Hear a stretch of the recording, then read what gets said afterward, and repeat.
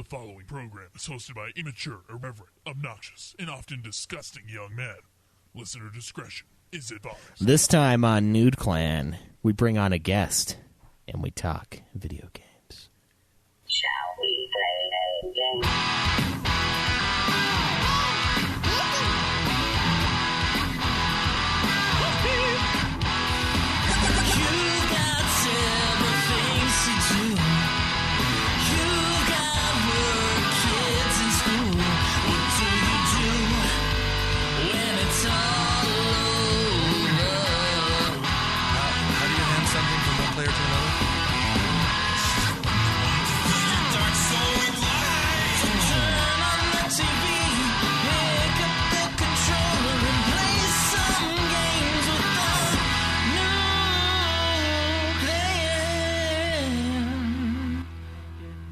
Welcome to another episode of Nude Clan, the pre-recording Rage Cast. I am your host, Caleb Schweiss. Krager Ray Jepsen. And Cameron. And we also have special guest AForExtreme. Who the fuck are you people? I've never heard of you guys in my life. Yeah. Creator of the After Dark intro and outro. Both versions. Of course, you've only heard the one version. He also has his own podcast to download. He does, yeah. What is that podcast? I do a podcast called the Career Suicide Podcast, formerly known as Random Assaults. But at some point, I made a joke about it's like as the show got more edgy. At some point, I was like, man, it's gonna suck when we have to change the name of the show to the Career Suicide Podcast. And me and my co-host thought that was so funny that we just straight up did it. There you go. It's basically I love it. the show. What do you do on your No, on it's your basically any forum where you have an opinion that someone can be mad about. Well, we're not making it easy for ourselves. Let's put it that way. Well, knowing you do. You go out of your way to make it easy. He does. Describe Think of your logo to us. What? Describe. You were talking about your new show logo that you were doing for this new season. Oh, and no, what's we do a included in different. I do a different banner art for every episode. So at the end of the show, me and my co-host just think of we go over all the stuff we talked about in the episode, and then we just kind of come up with whatever's the dumbest, funniest thing for me to draw. Nice. Like a couple episodes ago, it was me as the girl trainer from Pokemon Shield, fucking him as Detective Pikachu. You don't see any insertion or anything. It's not that graphic, but I'm fucking him over an IKEA table, and then behind us, Mr. X from Resident Evil 2 is T-posing through the wall.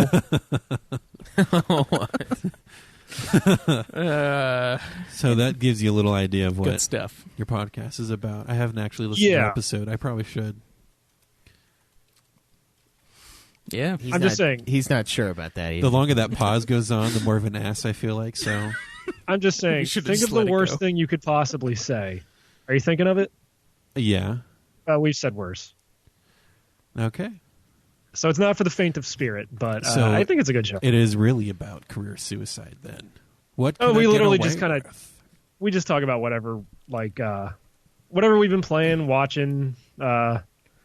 It's not all just media consumption. Literally, it's just we just talk about whatever, and then the conversation just kind of flows from topic to topic with no real. Until it goes spiraling down. Yeah, but then we also bring in people from our Discord server to come on and talk, and those people are fucking on the spectrum. So you get a lot of different people on the show.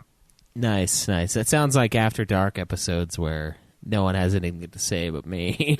Yeah. That's just gets literally it. deeper. I mean, We just watch you dig and dig and dig. yeah. It's just, what I'm saying, It right? can be pretty entertaining to watch you dig the hole, though. Yeah, I'm willing, though.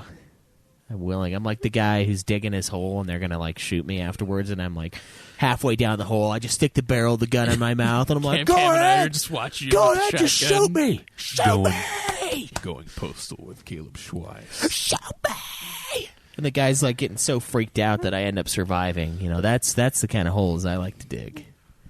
The ones where I'm willing, and then they just give up. Because they're like, I can't make this guy suffer. Just leave him alone. But today, we are going to talk about AForExtreme's kind of history with gaming, with podcasting, gaming through the ages. I know you're. I think you're older than we are. I believe I'm 29. Oh, so barely. Just right around there. We're basically all the same age. Oh, cool. At least physically. I don't know about mentally, but oh no, mentally I'm fucking 8. So yeah. You've heard me on PlayStation Chat. You Yeah. know what it's like. Yes, we have. So we're going to talk about that a bit. Talk about how you found the show, shit like that. Talk about your show, even more so. But before we get into that, guys, what have you guys been playing this week? Played a little bit of Dragon Quest XI, some Division 2, and some Devil May Cry 5, and that's it. Nice. How come we And Shovel Knight. I played some of that DLC, the Spectre Torment. How'd you like that? The Spectrum of Torment? Yeah, the Spectrum of Torment. The platforming for that is fucking crazy. On the Spectrum. Yeah. It's fucking hard because like he has a dash move, like you can see a line through the enemies that'll be like either going diagonally up or like down, and if you do the jump dash thing on it, it'll go like in that direction and it'll like attack it. So he attacks whatever he like does the dash thing at, and so you have to like keep fucking doing that, and it gets nuts. I think okay. So we found my podcast name. It's Going Postal with Caleb Schweiss. Is Craig's Craigsby on the Spectrum with Caleb Craig? I mean, I did kind of present it that way, so. Welcome to On the Spectrum with Caleb Craig. Guest host today. I think that'd be amazing. On the Spectrum. Just so you know, every time you intro the show, just so you know, I'm not actually on the Spectrum. It was just a joke. I mean, if you have to explain, if you have to explain the joke. Emails. If you have to explain the joke, Then you are. Yeah, that's the joke. It's by explaining it, you are indeed confirming your Spectrum status. Now, where on the Spectrum you lie is yet to be determined. God, that's a good name, On the Spectrum, as a podcast. Like, I think you should say On the Spectrum, but then never address it because it doesn't fucking matter. it's like not about that at all. Either. It's not just about like it. Yeah, it's just an It's a opinion. podcast about light and fucking color. yeah. because in a way, everyone is, just to a varying degree. So that's what it is about, Craig. Yeah. It's okay. It's okay. And my podcast would be no podcast. I know. I like the one Cam like Cams would be explaining the joke with Cam Cam. And mine would be swallowing your words with Cam Cam. or I happen to know a fucking thing or two that you may have a podcast name already picked out, and there may already be a theme song for it, and I don't know when it's coming, but I don't know. What's the podcast name? I'm not saying. You can't say yet. I think it should be Caught or Somewhere in Time with Cameron Wilson. It's a watch podcast where you talk about like your watch club and like the new trades you've made and like keepers and stinkers. See, you can take this watch trading as just another form of trading commodities and valuables, but A Wilson in investing, time. Yeah. So if I were good at dancing, it'd be in time and on time. Yeah. There you could go. do a dual cast. It's about dance. Except Watches I can't and do that. dancing. That's a fucking niche. When I do the samba, I like to get the AR-7X. But 36 from watches are a Rolex. terrible thing to invest money in, so don't do it. Yeah. Yeah, never. Like, Just make a YouTube series. Call it Watch This. You know how many fucking different watch YouTube videos, YouTube creators there are? Too many. I don't They're think never that successful. I feel like you're the only one that would know that. Possibly a listener somewhere. I think we figured out where Cameron is on the spectrum. He's right in between fucking watches and Sonic the Hedgehog. Yeah. Sonic the Hedgehog. That's an Trust me, interesting- I played a lot of Sonic growing up. It does things to certain people. I did play a lot of that. Well, I never actually beat a Sonic game growing up, so. Well, then you dodged that bullet. Yeah, There you go. maybe I did. Did you say what you've been playing this week? Me? Yeah. No. Oh. We were still talking about Craig's Spectrum. Yeah. Yeah, the Spectre of Torment. Spectre of Torment. That's right. Yeah. So, do you gonna beat that DLC? Do you think? Yeah, I want to do the Plague Knight one afterwards. Nice. Throw your bottles. Yeah. Tear it up. The bombs or whatever. This week I played some more of the Witcher DLC, Blood and Wine, and I think I played a little bit of Apex. I did. But then I also put some time in Modern Warfare Remastered. Yeah, nice. I downloaded And that. guys, I forgot so much about this game, and it is a joy to pick back up. You Dude, did it in is multiplayer? the Yeah, is the multiplayer's alive P90 and still going. 100% accurate from like a mile away So from hip the fire? mechanics are the same for the most part. Yes. Fuck yes. All Because they've done is that weapon is all they- fucking broken. All they've done is made it look a little bit better and add loot boxes to the game. They added loot boxes. Yeah, they added loot boxes and cosmetics and stuff like that. Nice. I mean, how do you make an old game make you more money? It's ingenious, Yeah, really. I guess. I've been playing. I actually played that too online. You did? Yeah, I did. Oh It's man, pretty we gotta fun. play together because that sound of leveling up. Oh my god, I forgot how much I love that sound. Fucking P90, man. Little guitar riff. Mm-hmm. I remember now doing Juggernaut, a little bit extra health, and then just the fast movement and just fucking running all over the map and submachine gunning people Yeah. down. Oh my god, I'm still in my I love that game. my M16 phase. You haven't unlocked classes yet? No, I have. I really like the M16. Yeah, I'm more of an the assault one burst guy. kill, Yeah, dude. Oh man. unless they have that bullshit health thing, and then they don't. No, die. assault is fun depending on the size of the map. But if you ever get on a smaller size map, just do that Sprint. setup: Yeah. sprint and fucking submachine guns. It's so good. All you have to have That is fucking where the P90. run and gun That thing is fucking came into its own. evil. Yeah. I remember playing that thing when it first came out, and fucking like I was playing with Joe, and the only reason he was doing well is because he had the P90, and he did just fucking hip fire from like a mile away with 100% What came accuracy. I was like, first? what the fuck? So It goes Modern Warfare, World at War, okay, Modern yeah. Warfare So 2. Modern Warfare is where the new clan was born. Then. And No, it came it to was its World own at in War. World at War because we played Modern Warfare a lot. I didn't play it. You didn't? Nope. Huh. I played it a lot. That was the game that was in that tournament for Modern Warfare. Or no, it was Modern Warfare 2. Yeah, you played 2 for the tournament. Yeah, and I'd 'Cause never you got played. the ammo box that has MW2 on it. Yeah, I never played Modern Warfare. Only like a handful of times with Craig. The Yeah, only bad thing about Modern Warfare Remastered is I think all the old hacks for the original game are still there and live and Oh, going. yeah, so, I don't doubt that. so They got use into the same one match. engine for every single one. Got and into one that match, dude and there was proved a guy using a fully automatic sniper rifle, and that wasn't fun. Yeah, that a sounds. fully automatic sniper. That's, I'm like, wow, that would be. Really, how am I always dead when I really poke around fun the to corner? use. Just wait till you find the fully automatic AC-130s. That's what it. That's when it gets crazy. The map is just free. You know what? When fucking Modern Warfare 2 was like hacked to shit, that was actually pretty fucking fun. Yeah, and people were just jumping like 10,000 feet in the air. Yeah, and then they trying to just knife fall each to other up in they the fall sky. they fall to their death if you fucking like land. Cause Yeah. yeah, that's great stuff. That was a lot of fun. And then one knife kill, I prestige like 40 Fucking times. explosive pistol bullets.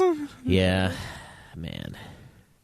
But yeah, we can probably host a private match with listeners. Yeah, that'd be fun. It was the free. Kind of game. surprised you haven't yet, considering I how much know. you guys like that game. I know. Getting twice to commit to any sort of multiplayer game with us anymore is hard. So Yeah, I know it took us like 2 years to get him on Overwatch. and then did you delete it again? No, I have a 4 terabyte hard drive. Okay, cool. So we might even be able to do some Overwatch. I don't know when. Not today though. Not tomorrow. It's always a mystery with you. Yeah. Well, I work at night is the problem. So The man's got a Yeah, kid on the way. Like, fuck. Fucking schedule changed. yeah, and that I'll have days off soon. I But- mean, you not have to watch the kid the whole day. Yeah, exactly. I'm like, you can't expect me to be here at the hospital with you all day, can you? You don't expect me to show up for the birth, do you? I mean, all day? Really? My whole day here? Come on. Who does that? Yeah. She's still here, so I got to keep it down. Anyway. Gotta keep that She's quiet. like giving birth, crowning, screaming, and it just cuts Oh, to you in hey. like the It cuts to you on your couch, just like playing Modern Warfare, just like suck my nutsack, you little dick. Guys, Suck it. I just came up with a good commercial highlight spot for Google Stadia. It's you in the emergency room as your wife is giving birth. It's like, you can't expect to pay attention the whole time, can you? And it just cuts to you in the corner playing fucking Doom Eternal in the corner as your wife's giving birth. Yeah, it looks like hell. Yeah. Oh, they just create a spot of video games in inappropriate places. Yeah, Hey, yeah. honey, keep it down. I'm trying to listen to this awesome soundtrack. No, it's her screaming. It's her. You hear her screaming, but then it morphs into like Into a the fucking Doom, yeah. cyber demon screaming at you. Oh,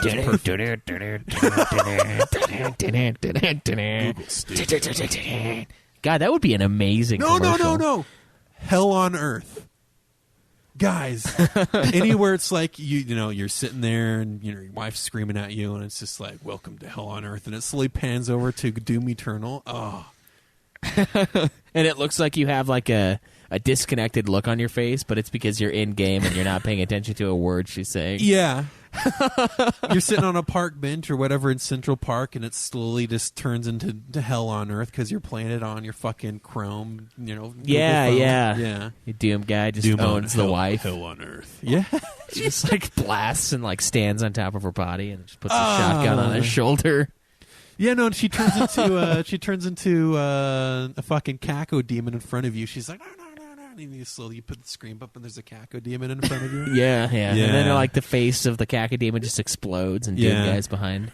Yeah, You glory Save the kill day. to rip the baby out. Mini cacodemon. Shit, yeah. A mini cacodemon that looks like Doom Guy. missed opportunities if they don't do that. I know. We should be in charge of their Now I'm commercials. just picturing a Caco demon in a diaper, so it's lower half of its body is just covered in a No. diaper. Another funny thing would be if they're doing a C-section in the back, and then you see a doctor reach his hand down, but then you have your game up just far enough to show you doing a fucking glory kill on something and ripping it apart as the doctor's reaching in. Yeah. That would be good. Yeah, we need these cuts. We need these cuts to happen in a commercial.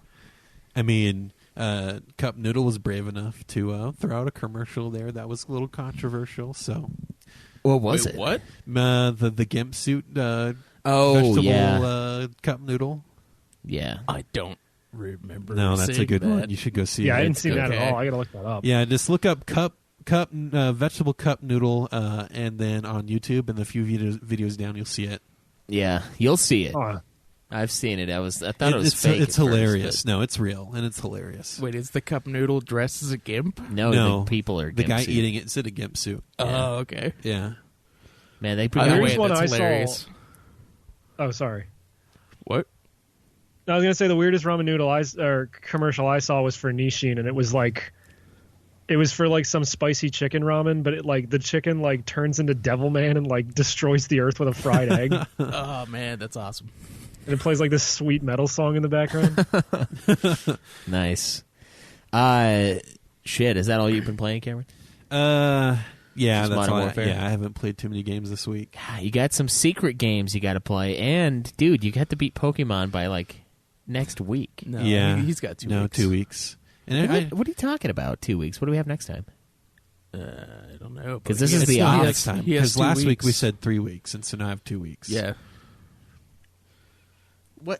This was decided last week. What did we decide? Wait, what was the reason why we decided? Is there another game? that No, we're it's doing? because it was 7 weeks for that one. And Right, but we did, we're supposed and we to- did 4 Well, here. for Shovel Knight. So I And know- Shovel Knight ended like So Craig, I know. Last time. I know we. Yeah, it ended last time. Every 2 Which- weeks we do which a game means- review. Every 2 weeks. It's every other episode. I know then- we've only been then you doing this for scheduled 3 it- years. Then you scheduled it bad. I know we've only been doing it for 3 years, but every other time. You are Look the at me, one in Craig, look charge at of me. the schedule, and it's fucking changed. Craig, look at me, so, look at me.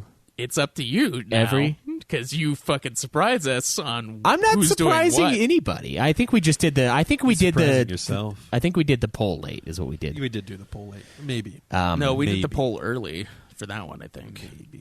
Well, see, it's 7 weeks Because from we when did the poll. we did a poll on the day that we had a It's- fucking review, which we're not supposed We to do that. Yeah, we do 7 weeks. So we did it early. from the poll's birth.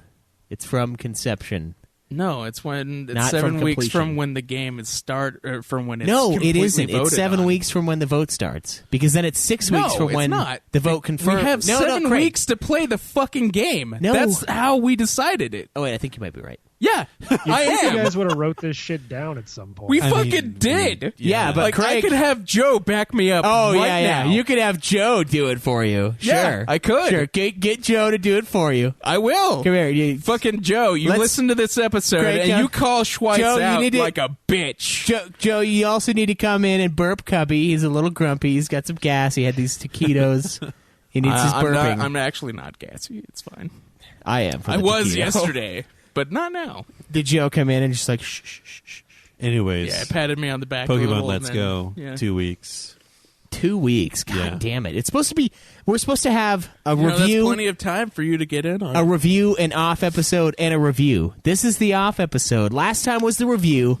All right, Craig, you follow. If last time... You're okay. the one who decided that Shovel Knight was going to be a 4-week thing instead of another 7 Right, week so that I said it And was we going to be did both 4 of weeks. those at the same time. I said it was going to be 4 weeks because this one will be the 6 week one. But we don't do 6-week ones. We do 7 weeks. No, I know, but I was saying this will be Shovel I Knight think in you 4 were- weeks. I think you were thinking of the wrong thing. when you made Pokemon that. 2 weeks after is what the idea was. It's not 3 weeks after because we're supposed to have a review. But it a would not be review. 3 weeks after Shovel Knight And a because review. Shovel Knight was 4 and No, Pokemon was supposed to be was 7. 6. But it was supposed to be 7. No, I don't 'Cause think we it do was. the big It was games 4 for from the 7. last time I talked about it, not like 4 from like the fucking time it was made. Because we remember we had to rush Shovel Knight because I wanted to put another section in for the indie game. It wasn't like we had it. And I we, don't remember it needing to be rushed. Well, no, we just didn't have as much time. We didn't have 7 weeks to play Shovel Knight. Well, is either way, basically we what I'm saying. decided this last week that it was 3 weeks. So, Yeah, but you had a reason. no, it was because I reminded you that I was right, that it was 7 weeks. So, but the thing is, though, Craig, we don't do 2 off episodes in a row unless we don't have a review ready. It's entirely up to you, Schweiss. You're in charge of the schedule right now because you haven't made a solid one. No, the one we're making it right now. This is us making the schedule. We're making We the shouldn't schedule do it right right now now. on the show. No, That's we're a making horrible it. No, we're idea. making it as we go along, and that's what we've been doing. And that's this the season. problem. Yeah, that's why Alright, so- there's a missing week. You listeners heard it here first. Please be excited for next week's episode, which is Schweiss ranting about the Postal Service for 2 hours straight. Oh, The yeah. debut episode of Going Postal. Yeah. It's No. courtesy of Caleb Craig. We're going to have to plan It's it. not We're gonna my do something fucking else. fault, asshole. Oh yeah, because I'm somehow more powerful than you. You're the one who thought that fucking Pokemon was only going to be 6 weeks. It's not Rebel okay, with Craig. power. Craig, listen to me. The format of the show. You know what? Is 7 No. weeks. No, god No. damn it. Let me look at And this. then you're No. like, and then we do 4 weeks for the indie games. Craig, you're triggering me. and then I'm just gonna Safe think space. that it's Safe 6 space. weeks Craig. for no reason, even though last week we already decided this. Craig, I'm getting triggered. You fucking should be because you're a moron. You know what? I'm not a moron. All right, look at this. Let me read you. How many times are we gonna have this exact conversation? Let me just read something off here. It's not a conversation. It's just me. You're gonna list all of our episodes? That's So- not gonna change anything. So listen here. 168 Shovel Knight. 167 Cameron's Dungeons and Dragons. 166 Resident Evil 7. 165 okay, Red Dead Redemption 2. That was different. That was because Cameron finished it late. There has been yes, no- that was pushed. Yeah. Episode 164 Alone in the Dark 2, also because we were waiting for Red Dead Redemption. But that's the even episodes. The even episodes are supposed to be the fuck this then. Fuck this list. This is all bullshit. It's all Jesus. fucked. I know it's all fucked. It's So been my fucked ever question- since the year My started. question is, if you're doing 7 weeks for a AAA game or a regular game, and you're doing 4 weeks for an indie game, doesn't the math eventually make it so you have to do 2 reviews in a row anyway? It would, but the reason why we usually do 7 weeks for any game, and we did that for Bastion last time. We gave ourselves 7 weeks.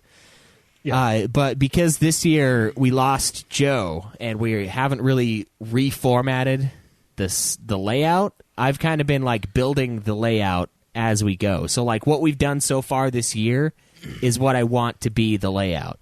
So we have like movies in there. We've got the indie games in there, and it's worked out pretty well so far.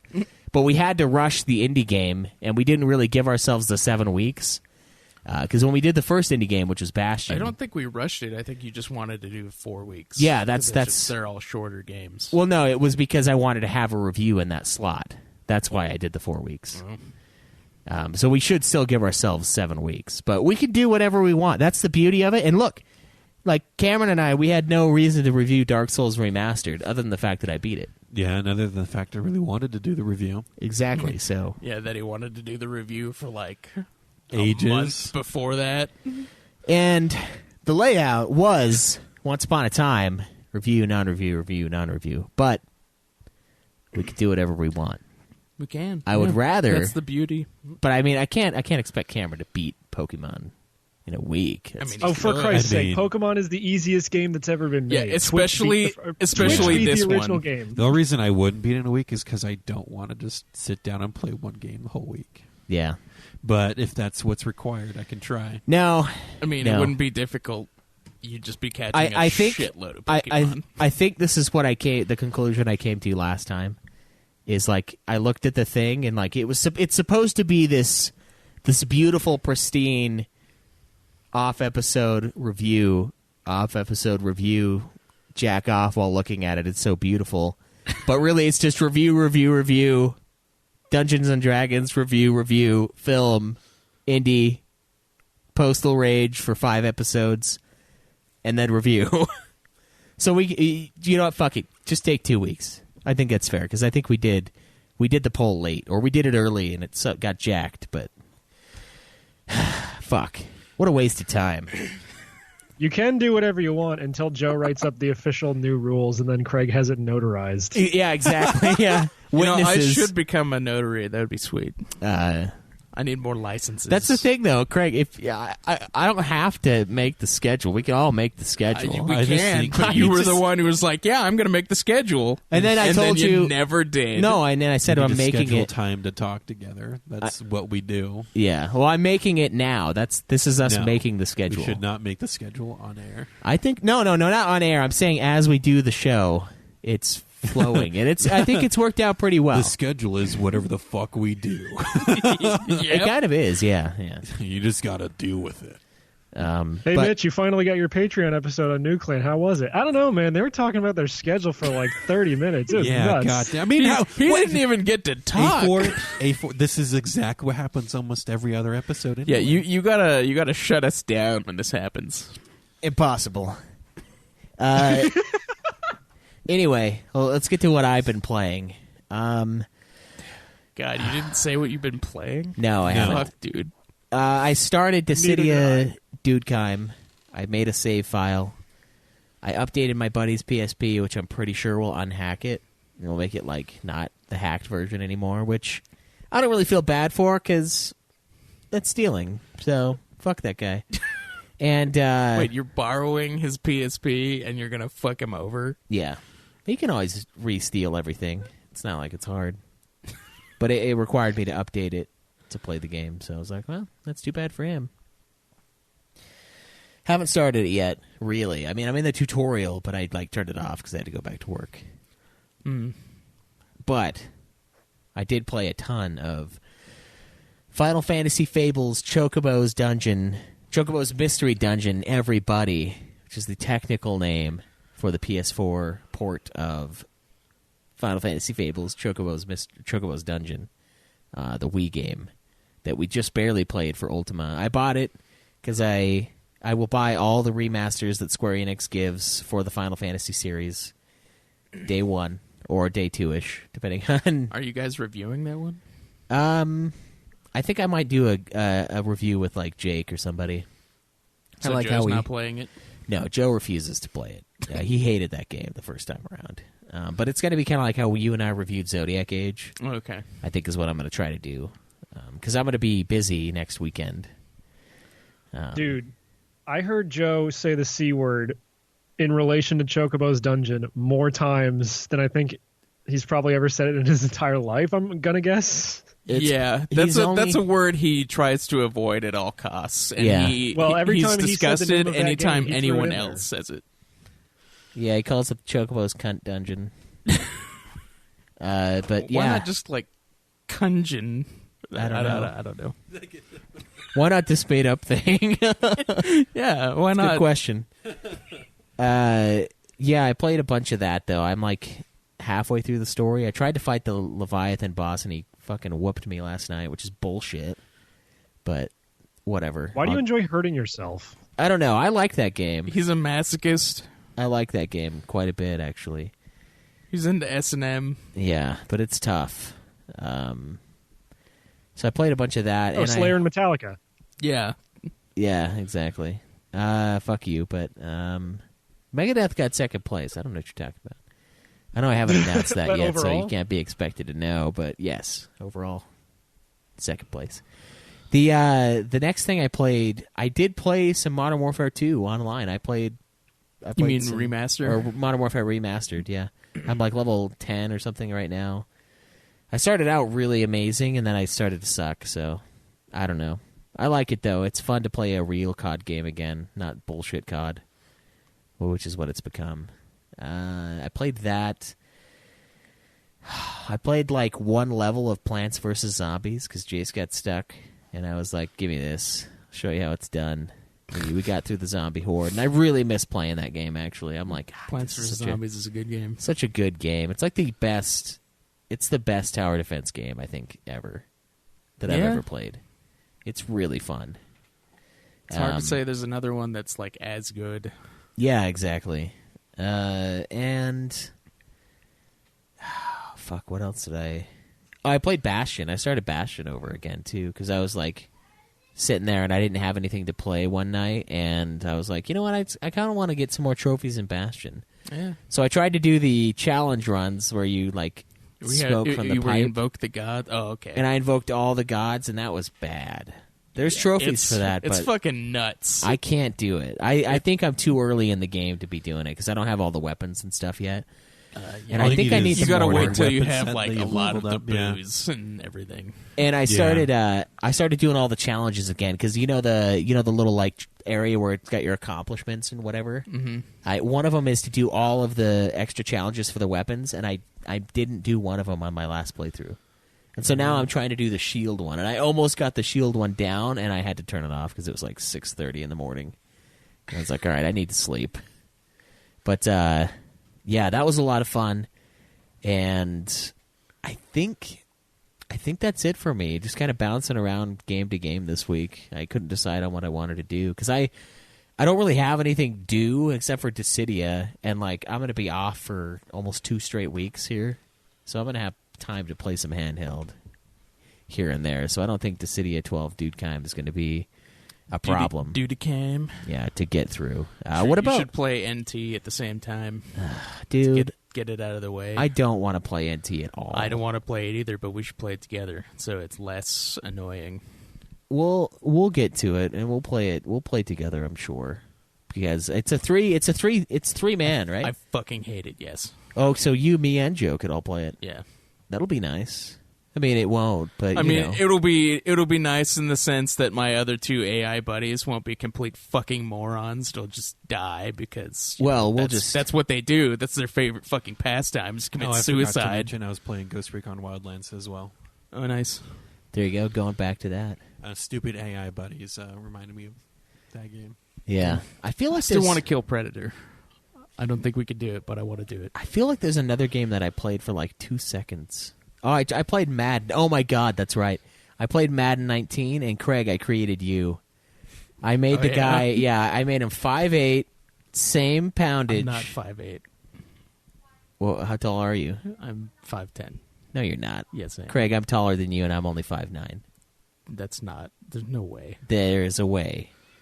I fucking got measured, dude. Like, Jesus last time I Christ. Did you get measured? Craig, Yeah. Are we I all went to the manlets? I fucking got went to the doctor like Craig, fucking a is year this the ago same before- doctor that tells you to use metal objects to clean your ears out? And no doctor has ever told me that. No, because it was the fucking. It was him. He just enjoyed that. Yeah, that's a habit I picked up from my dad. What? Yeah. God. He said it was okay though, right? Your doctor. I feel like you mentioned that there was a doctor one time that like didn't have a No. problem with it. No.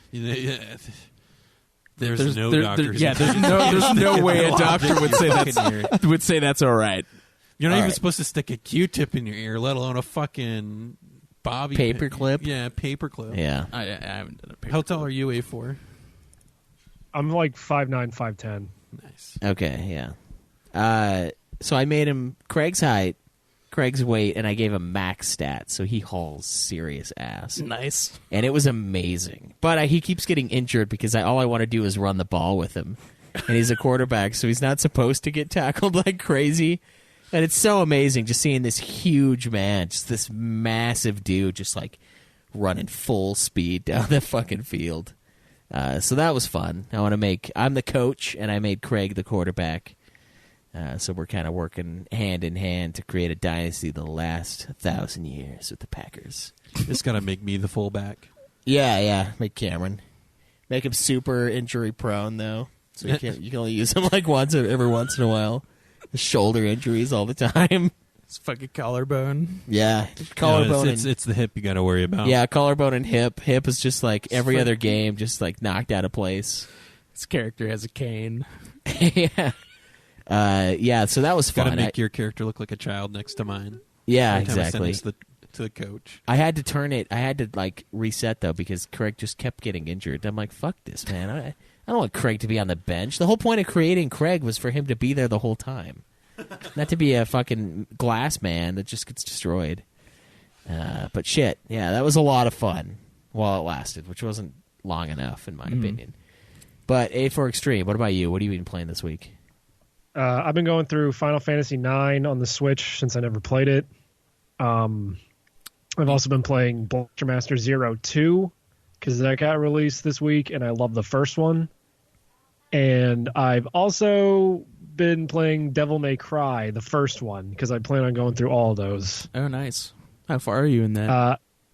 I beat Devil May Cry 1 on Thursday, Oh, good. and I just started up 3 like yesterday. Played like the first 2 missions, but I wanted to say the fucking, I don't know why it is, but the Devil May Cry HD collection on PS3 is like the loudest piece of software I've ever used in my life. Yeah. Like I'm it's pretty playing loud. it Thursday night, like 2:30 in the morning, and my girlfriend's asleep next to me. And normally we have the TV at like 7, 8, 9, 10, like around that range. I had the TV down to 2, and it was still like she might wake up. It's really loud. It's like the Death Magnetic of fucking video games. Like they tried to win the loudness war. God. And I'm like worried she's gonna wake up to like, I should have been the one to fill your dark soul with light. And it's like, shut up. Such a great line. Yeah. It's so annoying too. Not 'cause at all cheesy. In games, like they'll have moments like that where it's like 10 times louder than what it's been, and you're like, God, can you just chill? Like, No, but it's like it's the whole HD whole game, collection yeah, package on it's- PS3 is like that. Yeah. God, yeah, we should pull the sound into like Adobe, and it's just a wall. It's just no breaks and sound, just fucking sound wall. God, Although that line from Devil May Cry 1 really gave me a good idea. Is if my girlfriend ever breaks up with me, as she's walking away, I got to look at her and yell, "I should have been the one to fill your dark ass with cum." there you go. yeah. Yeah. But what about anything else? You should that- look up the YouTube comments for a video for that. They're great. That's about all I've been playing this week. All right. Well, we know what we've all played, but the most important question, some would say the only question, did anyone beat a game this week? No. No. You know, AForExtreme, you can go first. You go first. You go first. I beat Devil May Cry 1. Beautiful. Devil May Cry 1. How many games is that so far, A4? Like 8 or something. It's not a lot. It's not bad. It's more like game. And I have to say Devil May Cry 1 because that stupid fucking reboot. Because now when you say Devil May Cry, people will be like, oh, do you mean the original? Or do No, you mean you the could just say Ninja Series DMC. game?" That's Well, that that's the too. It's like reboot. when I'm trying to Google guides for the first game, I type in DMC and I'm like not getting what I'm looking for because it's like, oh, did you mean DMC Devil May Cry? It's because I'm the like, fuck reboot off. is like specifically known as DMC now, so you have to like for the first I one know. type out Devil May Cry. It's kind of weird. I know. Yeah. That is dumb. Devil May Cry (parentheses 2001). Yeah. I beat Devil May Cry 5 this week. So Devil May Cry, the devil did not cry. No, He died, They never I do. guess, but he didn't cry. But no, I guess he didn't even really die. He just kind of remorphed No back. one really dies in that. He just kind in of that goes one. back into his original form. He just becomes one again. Yeah. Spoilers. And then they kill a bunch of demons. Yeah. I was satisfied. I don't You feel have a like copy I can borrow, Craig. we'll have a copy unfortunately. since, guys, spoilers, DMC5 won. And we were asked on Twitter, like, the legitimacy of a game with a series that we haven't played. And honestly, it's going to be kind of up to us. And I kind of felt bad. I mean, it's always up to us, right? Yeah. I felt bad making Cameron play the fifth one. But then I thought about it, and I'm like, Cameron probably doesn't give a shit. Yeah, I don't give a shit. Like, do you give two he fucks doesn't about really- Devil May Cry? No, Cameron? it's also care. it's also not even like a technically it's a disjointed series. Like how many of them are actual sequels to the game that came before instead of just a completely different story? They're all None It's of like them. saying I Yeah. have to play There's a every single Final timeline, Fantasy but in it order. doesn't fucking matter. It's like who wants to sit down and play every single Final Fantasy in order? Like what does that bring to the table? if I do You that? get to see the evolution of the series, which you That's would see it. from Devil May Cry as well. and that's all you get from. There's no actual continuation of a story. nope, there's Fuck not. you. I will say Yes. playing Devil May Cry 1 is going to make me appreciate playing the later games a whole lot more because I'm assuming the later games don't feel like fucking Resident Evil game that they were supposed to be.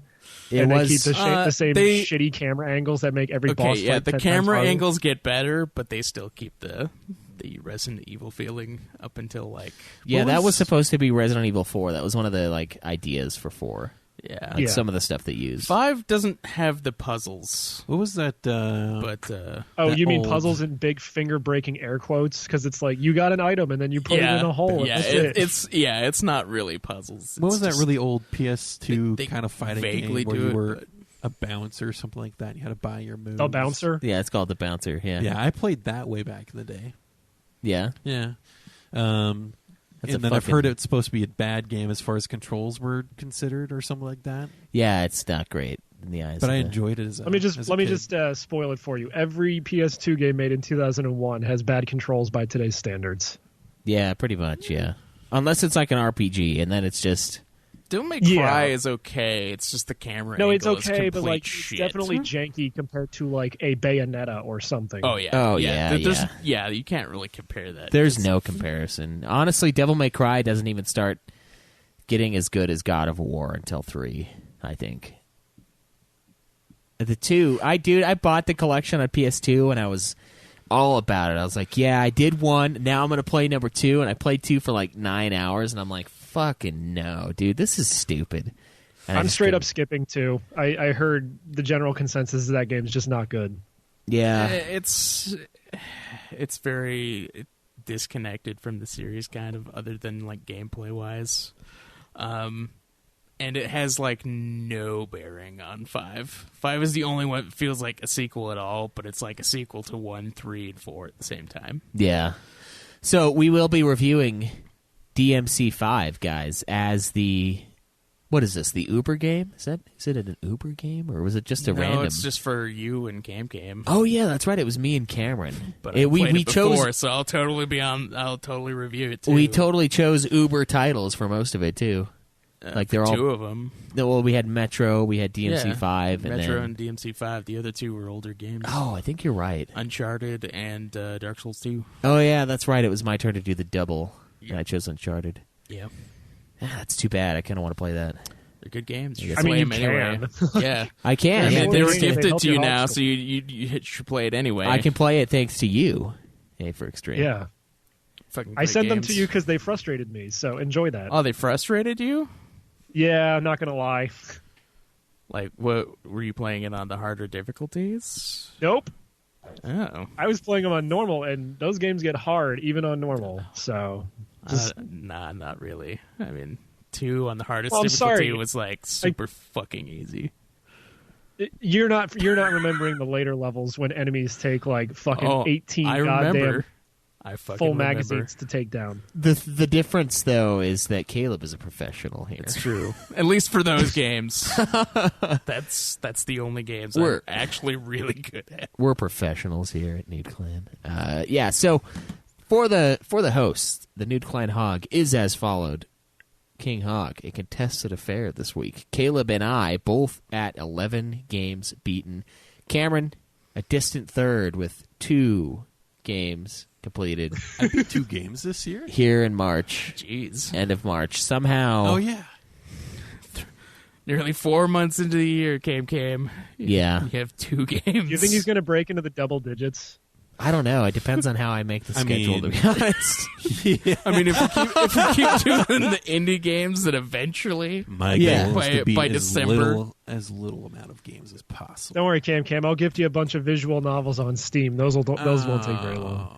Yeah, Cameron's goal for the year is A4's interests lie in. I wonder what those visual novels will be about. Oh, Oh, there's Sakura you'll Beach, you'll Sakura be Beach scarred. 2, Sakura I Agent, believe it. Sakura Gamer, Sakura Fantasy, Sakura Swim Club. I could keep going. Oh, you should give him like the flat chested Superman. one or whatever you were talking about Oh, yeah, I before. should really buy him Deep Space Waifu Flat Justice. Oh my god. Yeah, Superman is no here. yeah. So I mean, we'll see if we make Cameron get double digits or not. We I mean, you got DMC5. Yeah. Yep. Can't avoid that. And Let's Go, Pokemon Let's Go. Yeah, Pokemon Yeah. Let's Go to Hell Yeah. in a handbasket. Fuck you guys for not fucking choosing play that too, Schweiss. Alice. No, Pokemon man. Let's go to the polls. I'm making Oh, a God. stand. Alice is the They didn't want the Alice. Alice. They wanted I the know they she's a wanted the terrible Pokemon. candidate, but I mean, between the two, come on, you got the crazy zany. And that was supposed to see the reason why that wasn't voted on is because it was supposed to be a good game. Yeah, So the an average sequel is good game- supposed to be decent. An average good game can't beat out a weeb game. So Yeah, well, I mean, Pokemon's not a weeb game. thing is, though, is Pokemon the is first, absolutely a weeb game. Lies. the first one. I've seen enough art of those female trainers to know that it is a weeb game. Okay. It's yeah. not the game that chooses the weeb. The weeb chooses the game, and thus it becomes weeb. If enough weebs play your game, it's a weeb game. I mean, you could probably say that about like any game. Yeah, And if there was a Pokemon Yeah. game for Wii, it would be a weeb game for Wii. yeah. Weeb wee. just spelled differently. I think wasn't there a Pokemon game for Wii? I feel like there was. The weeb. Yeah, that's the new console, the weeb. The weeboo. Weeb would like to play. Yeah, there you go. Those fucking commercials. I still remember those. They were fucking weird. Nintendo comes out with the weeb. They like knock on the guy's door and they're like, Weeb would like to play. And they're like, go back to China. And they close the door on him. Yeah. That'd be hilarious. So, shit, yeah, it's... Guys, Pokemon, get excited for that. It's our first Pokemon review for this podcast. We discussed the series once, and I was falling asleep on the couch. I was joking whether or not I should just play until I have Gyarados and count it as beat. Yeah. I mean, that's not where it ends. but Did you yeah. finish that game, Caleb? Let's go. Yeah. Yeah.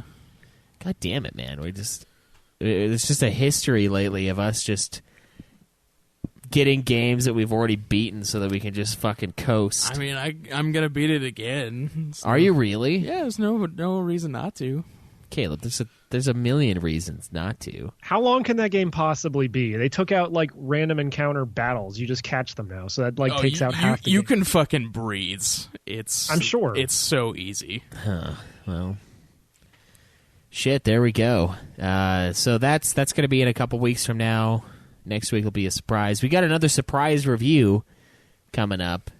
A hidden Uber game, a hidden gem, new idea that we're trying out. Unfortunately, we're waiting for someone to finish the game that we Mr. are 2 games. that we are going to then 3 give months away, in. but only after we review it, which would require it to be played first. So be excited for that. That's not announced yet, but it's a great game, and I'm sure you can figure Again, out that what it hasn't, is. Actually ventured out of the carrying, bag that it was in. So Yeah, perhaps it should try to do that. It's a good it's one, not even man. long. It's a good one. And you don't even have to beat the other campaign, even though I think that's horseshit to not. you know how I feel I about want stuff to. like that. If it's a part of the game, you have to play it. It kind of is. we would, didn't do that for Alone in the Dark, and I'm fucking glad. For it. The difference is like if it's something like Nier, you got to do it.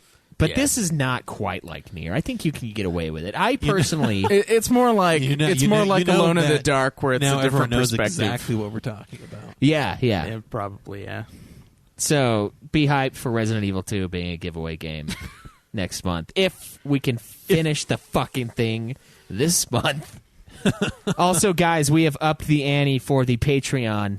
The last winner, who won in Germany, Deutschland, gave him $40 worth of PSN. Nice. Our goal is make zero monies from the Nude Clan. All of it goes back in. So please consider supporting the show at patreon.com. Give us money so we can't make money. Exactly. Patreon.com/Nude Clan. We are giving out some pretty good rewards now. It's gonna be whatever. I think I want to do try to get rid of some of these old games that we have as well. So I'll give you what game you want and then a random pick from Joe's PS2 bullshit collection. Yeah, Because I don't want that in my fucking house anymore, to be completely honest. It's taking like up. trying to get rid of your old couch that no one wants, and you're just too lazy to go take it to the dump. Yeah, it's got that free sign on it. It's been in your yard for weeks. Nobody's going to fucking take Eventually, it. we're going to have to double up. Hey, you can have 2 of these now. Yeah, exactly. So, Come on down to Crazy Schweiss's liquidation sale. Yeah. Yeah. I got the little floating balloon dude. Schweiss- all the games you didn't want in Schweiss's the first liquidation place. sale of Joe's possessions. Exactly. So we're going to be doing that. We're going to be upping the Patreon ante. So you'll have the choice between the games that we play and review for the show, because we're going to start buying a copy for the show that we give away, and $40 in PlayStation Network, Nintendo or Microsoft gift cards. I guess Steam works as well. The only caveat to that is it has to be U.S. Your account has to be a U.S. account, or else we can't do it for PlayStation. So if you're out of the country, hopefully you didn't choose your country. You should choose America, though, because America is amazing and doesn't have restrictions on violence. And luckily But they do have restrictions on sexuality on PlayStation. Yeah, True, yeah. They don't like butts. Yeah. It's the only thing that they censored in Devil May Cry. I know, that was dumb. That was stupid. Yeah, it's unnecessary. So, guys, please consider helping us out for the show. Patreon.com/NudeClanGaming. You can tweet me at UFF Podcast. Me at Obsidian Ba. Me at New Clan Cam. And what about you, AForExtreme? You can tweet me at AForExtreme. Whoa! No way. Yeah, and guys, best thing you can do for the show, leave us a review, tell a friend, and keep listening. I don't know. That's really all we've got. As far as plugs Speaking go. of tweeting at AForExtreme, Craig, did you listen to Emotion? Yeah, I did. I listened to Emotion and Emotion Side B 3 times. Nice. Yeah. Did they start becoming unironic loves by the third listen? Yeah, I actually genuinely enjoy it. See, it always happens. Yeah, I was surprised Yeah. that Carly For those Rae not in the Jepsen, know, man. when we were playing Dead by Daylight months ago, I had him strung up on a meat hook, and I was just naming off tracks from Carly Rae Jepsen's album Emotion, which is the greatest album ever. I don't know if it's the greatest Made. album ever. But yeah. Yeah, the best part of that game was getting a hold of Craig. Okay, so Emotion Side B, she has this fucking song, right? It's called Store, and I That's fucking the worst song in the album. hate it.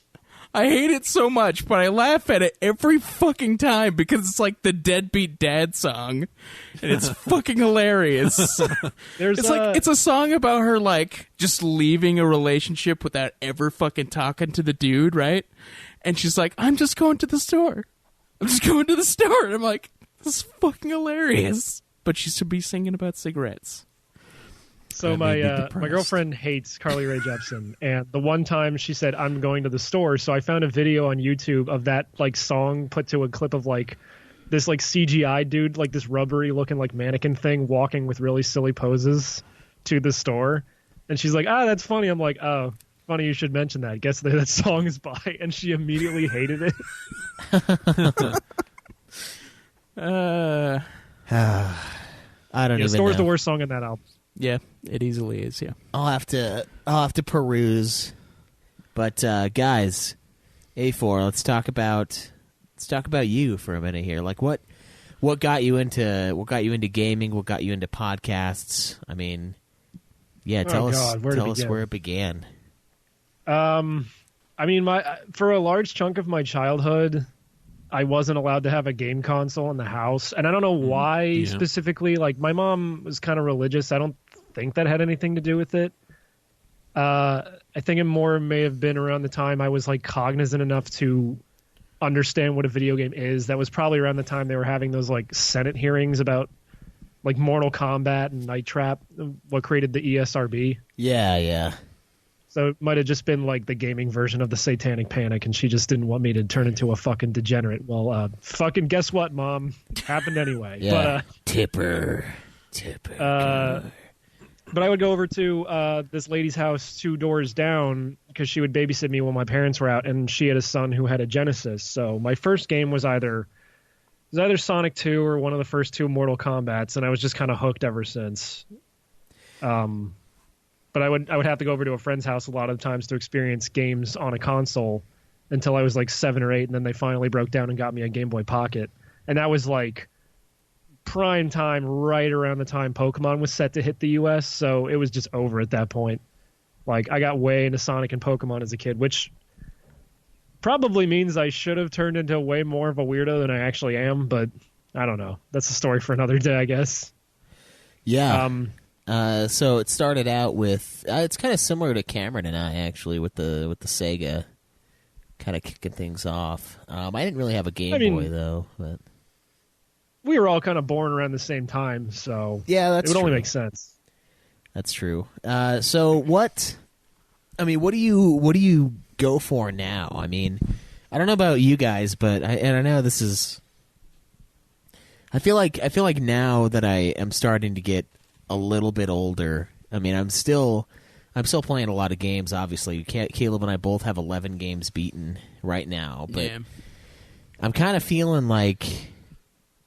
I don't know. I have some regrets with the way I have to play these things. Like, we don't really give ourselves time to like experience a game fully. You know what I mean? Like, we go into Shovel Knight. I don't know if you feel this too, AForExtreme, but like we go into Shovel Knight, we review Shovel Knight, and then I put Shovel Knight away, and I'm like, but there's 2 DLCs for Shovel Knight. But it's like, no, I don't have time for that. Yeah, you got to beat games for the hog. Yeah, there's that, and then there's beat games for life. Yeah, it's the competition that's like a double-edged sword. In a way, it makes it so that you play more games, so you experience more, but at the same time, it makes it so you can't really like get more out of the game that you enjoyed. Do you remember when It's quantity over quality. all it was about the clan getting together and getting good at the game we were playing at the time? Yeah. Spending hours and playing team games together and dominating. Yeah, those were good days. The clan betrayed us, though. 2 of the clan killers found God and found a wife that doesn't let him out of the house. I mean, they had that before, but yeah. They did, but it wasn't all. They weren't all in your face about it with their headphones and their evil women that are just stealing them away from us. Not that I care, but it would be nice to get together as a That's clan. the takeaway from this episode, is that women ruin everything. Yeah, pretty much. Yeah.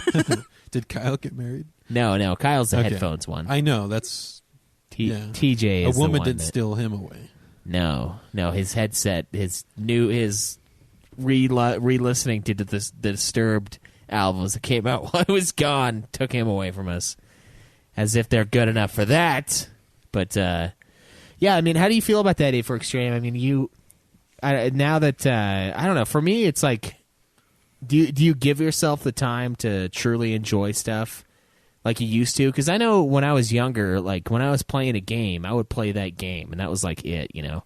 If I was really into something, and I would just destroy that. But I find myself doing that less and less as time goes on, even without the podcasts. Even before that, I was starting to just be like, oh, yeah, I beat the campaign. Like, I don't know. I was kind of done with it. You still go for the plats, though, for some games. Yeah, I don't know if basically doing, like, a bunch of the extra I only shit. had two or three platinum, or 2 platinums before I started Ultima, though. I only had 2. It was God of War and Modern Warfare 2. Only 2? Yeah. And then I started platinuming the Final Fantasy I thought games. you had way more than that. No. I thought you had like 5 at least. Yeah, so I'm not sure if it's a nude clan thing or like getting older thing. Like, I don't know. Do you find yourself doing that AForExtreme, or do you still like hunker down on one thing and just say fuck the rest? I think it's actually the inverse of you. Is back in the day, the trick of it was, especially once I finally was able to have a console in the house, I wasn't allowed to play video games on the weekdays because I guess my mom thought it would take away from my book learning. So I was only allowed to play games on the weekends. So the precious time that I did get to play, and then I was restricted to just an hour. Oh, that's even worse. Like I got Can to play you all day, imagine? but I can only play like Friday afternoon into Sunday. And I couldn't didn't play leave a lot of and time I to, could like, not beat play on shit. Sunday at all. That was not allowed. Oh God. Well, it is the Sabbath, so you know. Yeah, and only getting an hour. You can't even get through like a level of Metroid Prime in an hour. So I never made progress in that game. Yeah, I remember that from your guys' review, and I'm like, that is torturous. I don't know how you have ever dealt with that. You just ended up not playing video games. You gotta fucking get really good at the one level. Fucking speed run it. Not until Cameron I had my can own speedrun money. the first section of Metroid Prime perfectly. Yeah. Like I could get you the first save point, and that's about it. Yeah. But I didn't beat a lot of games in my youth just for that very reason, and also because like occasionally it would take me so long to beat games like that eventually when like my birthday or Christmas would roll around, I'd have a new game to play anyway, or I'd like rent stuff from the video store back when that was a thing that you could do. I wonder if I that's remember like doing that a lot for I wonder if that's like N64. a form of torture. They buy you new video games just to watch you try to play them and then take it from you. Ha ha! The enjoyment was never yours. It was ours all along. Here's your copy of The Legend of Zelda: The Wind Waker. Good luck ever beating it, loser. I don't know why my mom sounds like a supervillain, but I mean, in this case, she is. Yeah. My version, she's just more sadistic. In your version, she's just a super. In Cameron's version, he has to hide his games in the crawl space. Cameron, where is the console? Are you harboring the Game Boys? dude, when I was 17, and I was legally allowed to buy M-rated games, I had to hide that shit from my mom because I figured she wasn't going to be okay with me playing like No More Heroes or Dead or Alive. Oh yeah, that would make sense. Yeah. Remember when I So that finally sucked. got an Xbox? The argument was I could play Halo because it was aliens. I think that argument is so fucking stupid. Yeah. The whole thing is like people are like, oh, it's got blood and violence. It's like, well, the aliens have blood. I guess violence against aliens is just natural in the U.S. Yeah. They're illegal, so it's fine. Oh God, that's I'm bad. thinking of a similar. That's so bad, but it's funny. I remember thinking up a loophole similar to that when like she was questioning whether I should get Tony Hawk because when you fall, it like there's blood on the ground. And I'm like, well, fucking like everything bleeds when they fall, so it's like it's not that bad. It's not Everything like Mortal bleeds, Kombat Mom. where You you're just happen to reaching do in. it 3 days in a row. Yeah. Yeah. Boom. Oh man. But I find it's the inverse now because last year when I was really going hard and trying to like conquer the hog or at least do as best as I could, I was just beating games like bare minimum and not really going in and clearing out any of the extra shit if I didn't need to. And then as I decided this year I'm not going to go so hard in the hog, I'm like finding I'm trying to complete a lot more games just so I can get the most out of them. Like I got the platinum for Kingdom Hearts 3 and Final Fantasy 15, despite the fact that I really didn't have to. I just felt the compulsion to do it because it's like, I spent the money on these things. I might as well get my fucking money's worth. Yeah. Yeah. And I think part of that's probably... Because they're both mediocre games. Yeah, that and I don't know, as you get older, you kind of start respecting your money a little bit more. Like back in the day, you know, when you're renting and you got like a cheap apartment with your buddies. You got all this fucking disposable income, and it's like, yeah. I remember those days. Yes. Yeah, those days. Well, I guess you kind of have that, but your apartment is extremely expensive instead. Yeah. And then I'm about to move into a single bedroom that's going to rape you even harder. Yeah. Yeah, going to be the El Fisto. They're going to put their hands inside your ass and clap. I mean, it's just what the market's doing these days. I mean, you can't rent an apartment without a good fisting. It's just part of the down payment. Yeah, we need first and last month. Turn your ass into a Muppet. Yeah, first and last month, and we need to tug on your cords on the inside. Yeah, it's. I don't know. There's a lot to be said for that. Devil trigger. So yeah. Oh god, that fucking song, dude. So you talked about doing stuff for the hog. I feel like a lot of people are kind of in the same boat as you this year, and I know there's a lot of like big listeners and people that were really into it last year that aren't even doing the Hogib app this year, and it's because it kind of consumed them. You know, like it was this big competition. Became a huge obsession, yeah. And to those people who aren't doing it, fuck you guys. You should still do it. Just don't let it take you over. You got to moderate yourself. That's the approach I'm taking this year. Because last year I do art, and I noticed a definite decline in the amount of drawings I was putting out as I was like it was getting later in the year, and it's like I'm planning out like how many of these games are like really short that I could just beat for the hog so I can get as high up as possible. And this year I'm just kind of doing it more casually, where it's like I'm just going to play the games like I normally would while getting other shit done. And if I happen to beat stuff, then I log it right away, and that's it. Yeah. I think that's part of. I think that's the bigger part of the reason why I am doing it the way I'm doing it too. Is just like to get the hog. You know, like it's all about the points. That's easily what it is. Yeah, like you're obsessed with points. Yeah, yeah, I do love lists. Points and lists, and this satisfies both of those. It's like jerking me off and playing with my balls at the same time. Maybe amidst the very, very faint tip of the tongue on the asshole. Yeah, just a little like it's like testing the 9-volt battery, just like making sure there's still a charge there. Just the he hopes to find amidst all those points some self-worth. So yeah, exactly. I'm only worth as much as my hog points. It's like some people have their credit score. I've got my Nude Clan Super Hog. You could have your credit. This is the only credit I need. Street cred, nude cred. I got. And then you get. What are you in like 30th place? Yes, I think so. Yeah. As I like get to the end of the year last year, and I see there's like a 150 game gap between me and like Jake and Black Mage. Who's the other? Black Mage Justin, and I'm just sitting there with a gun in my mouth, just like, ah! What did I do? It's like, how much fucking effort can I possibly put in? Yeah, there's almost no way to catch up. Yeah. So I mean, what's been your MO? I mean, I know for me lately it's been I don't know what it is about the sadistic gaming, but like the Souls, when I played the first Dark Souls game with Dark Souls 3, I got really into playing that, and now I heard that Cup Boy, is that what it is? I almost said Cup Bob. Cup Bob's coming to the Switch. Cuphead. That game is great, by the way. I heard it's coming to the Switch, and I'm like, oh, fuck yes. Another brutal bounce game. I'm going to buy it. Brutal bounce game? Well, I but assume here's the thing. It's like Mega part Man. platformer. Yeah. So imagine all the trouble you have with a Souls game mixed with all the trouble you have with like Shovel Knight. I know. Shovel Knight's the reason why I'm interested in getting this game. Is because I'm like, that was brutal. And it was fun, and you should just get the Mega Man Legacy Collection. Probably. Honestly, yeah, you should. You should play those classics. You'll be satisfied. Yeah. They are brutal, dude. And then you'll get to the Mega Man X Legacy Collection, and then it'll just be like, oh man, this is so much easier. Yeah.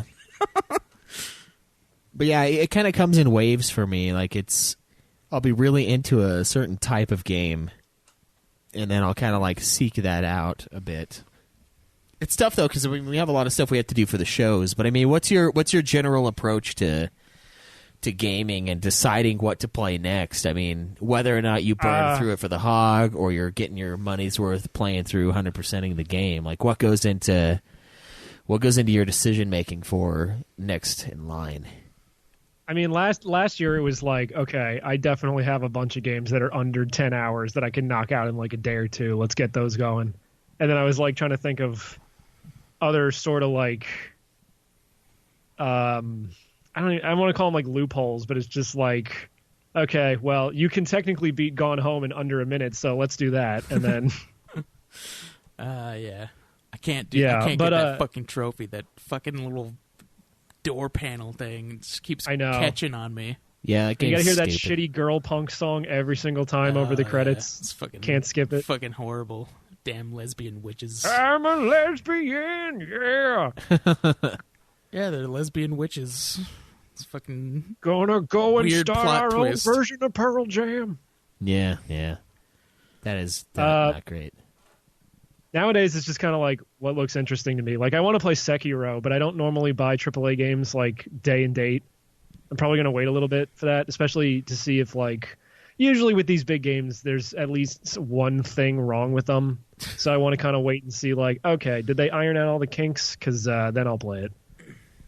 Yeah, but the influx of indie games has been greatly beneficial to my ability to play games, and the remaster shit too. Like, since I never played any of the PS1 Final Fantasies, and now they came out with 9 last month on Switch, and 7's coming out like what, this week? So yeah, I'm looking forward to those. Something like that. Yeah. That's. I mean, I've kind of started to love the handheld gaming kind of recently too. I mean, whenever we get a game for Ultima that's on the DS, I'm like, oh yeah, I get to use the 3DS that I bought again, you know. And it's nice because you can just boot it up. I'm really excited for when you get to Theater Rhythm, because that is just the perfect like pick up and play game. Yeah, it'll be soon. It'll be pretty soon. I think that's right after the Dissidia. We'll have the Theater. I can finally leave a review for one of these stupid things. Yeah, Woo! Finally something you played. Yeah, right. Go figure. It's the weird music spinoff no one played. Yeah, exactly. You know, that one, the first year we did the podcast and we did the podcast awards, that was the game of the year from the audience.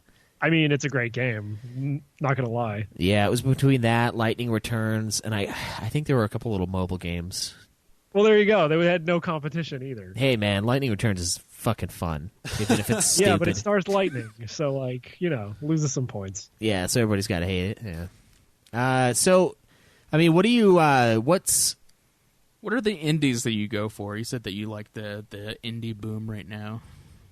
I was getting a little tired of the retro shit, like the Shovel Knight style games, because everyone and their mom is doing that. But like I said when I was about the games I was playing, Blaster Master Zero 2 just came out, and they did that thing where they were like showing off like they announced it, and then they were like, also it's available right now, and it's like, well, fuck, I liked the first one, so. And I got $10. That's the thing too, is a lot of these indie games are relatively cheap. The company that makes Blaster Master Zero is Inti Creates, and like every game they have on Switch that's like a retro style game is usually $10. Mm-hmm. And for the amount of quality they put into those games, $10 is a pretty good price. Because they're also very nice about putting out, at least for the first few weeks that they're available, like the DLC characters are free. Like in the first Blaster Master Zero, you could play as Eriko, the angel chick from Galgun, because Inti Creates also made Galgun. Nice. So, there you go, Cam. New game for you to play. Nah. Yeah, you got to play that to Eriko. Yeah. Nope. Cam, you got to pick up Galgun Burst on PS4, which I'm was sorry, I don't play horror games, so. No. It's like Mega Man, but you can play as Galgun characters in Gunvolt and Mighty Oh Number 9. Oh my god, I think I saw that. It's actually really good. I was browsing this and again, store. It's like $10. Oh man, that's funny. Yeah. Yeah, there you go, Cam. Get a Mega Man style game since you never played a Mega Man.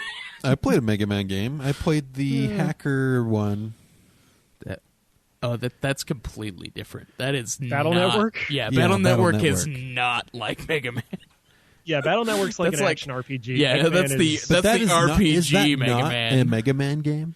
I mean, It is. So did I, by it's definition, like- played a Mega Man game? Cam, I don't think you realize the scope of how many bullshit spin-offs there are in Mega Man. Yeah. Like, there's a lot. Yeah. There's a reason when you do his final smash in Smash Brothers, there's like 5 different Mega Mans, and almost all those games have different gameplay styles. Yeah, it's fucking So awesome. But... you're gatekeeping Mega Man from Mega Man itself. No, I mean it's completely different. Like every Mega Man is the same until like Battle Network, and That's then like it's like arguing RPG. That's like arguing the different styles of Final Fantasy and saying it's not a Final Fantasy. But 'cause it's you true, didn't I mean, play if- though. Like this. Final Fantasy. I mean, if you have 12 like doesn't a bunch play of like Final Fantasy 4. Yeah, if you have like an entire So is series. Final Fantasy 12 not Final Fantasy? No, it's like it's the difference. Like if a whole series was an RPG and then suddenly it was a platformer. It's like It's like saying Kingdom Hearts is the same thing as Final Fantasy. It's like which, saying that one it is Devil and it May isn't. Cry is not Devil May Cry because Dante changed. that's not quite the same because it's similar gameplay wise. I don't know. It's You like can't be it's a completely gatekeepers it's of Mega Man. It's not really gatekeeping, I played a Mega Man but it's game. like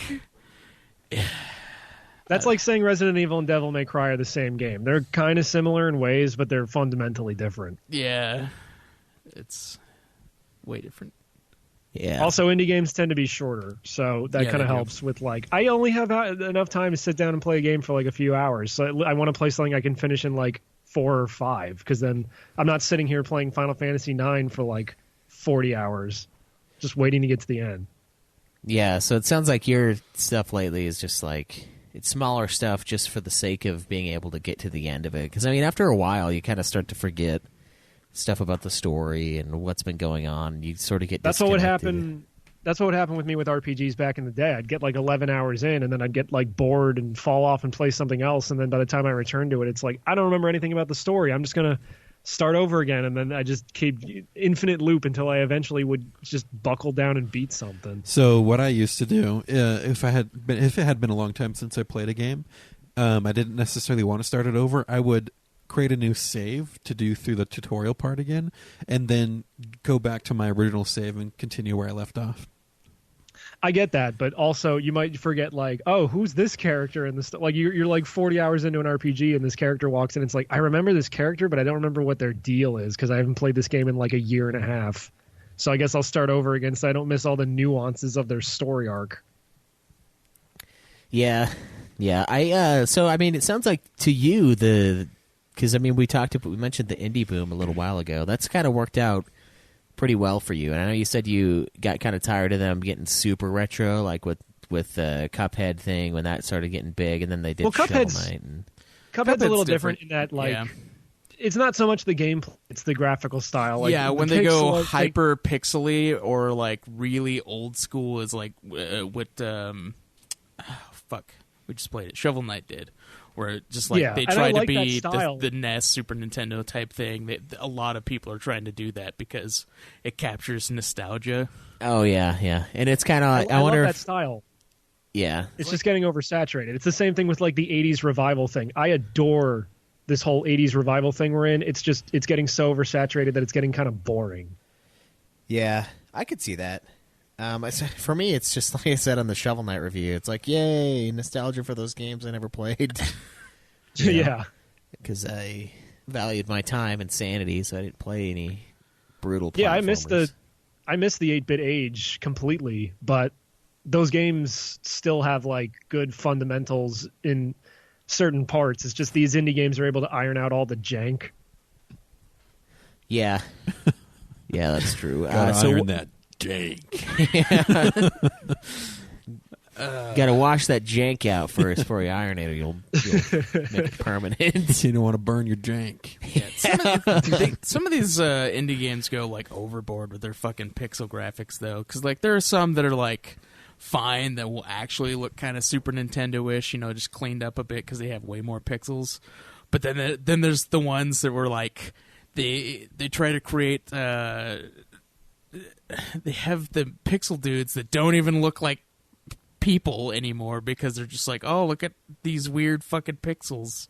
And one of it's hold on, I have to bring up a picture for you guys, but it's like the Songbringer character. Like I picked that up because it was like $5, and I was interested in it because it's like a Legend of Zelda type thing. Mm-hmm. But the way that I've seen a lot of graphical games like that where it's just like you can't even tell that they're a person basically because of how fucked up the pixels are. Yeah, and you think it gets to a little too much sometimes? Yeah, they're like going for like way too many pixels, it's just kind of hard to describe the way that they're doing it. But look at that dude. Like you can barely tell it's a dude, but like that's what they're doing. The it's blue like, and black thing, that's a dude? No, it's the dude holding a sword. Oh yeah, that's weird looking. Yeah, it's just like it's like a stick figure basically in the form of pixels, and it looks really weird. And there's a lot of games that are. I do not like that. Yeah, it's I don't know what that style is, but it's just overly Well, pixely. One thing that these indie games can do is they can try new ideas out and risk new things because if it doesn't work out, their loss isn't as great. So I don't know. That we found out we didn't like that, so we can move on to something else. Yeah, And then if it does work out, I guess this is a bit of a different example because it was made by one guy as a Kickstarter game over the course of like multiple years. But Undertale does a lot of weird shit, and it really paid off for that guy because people love that game. Undertale also looks like a NES game, so it has that. It doesn't look weird. It just.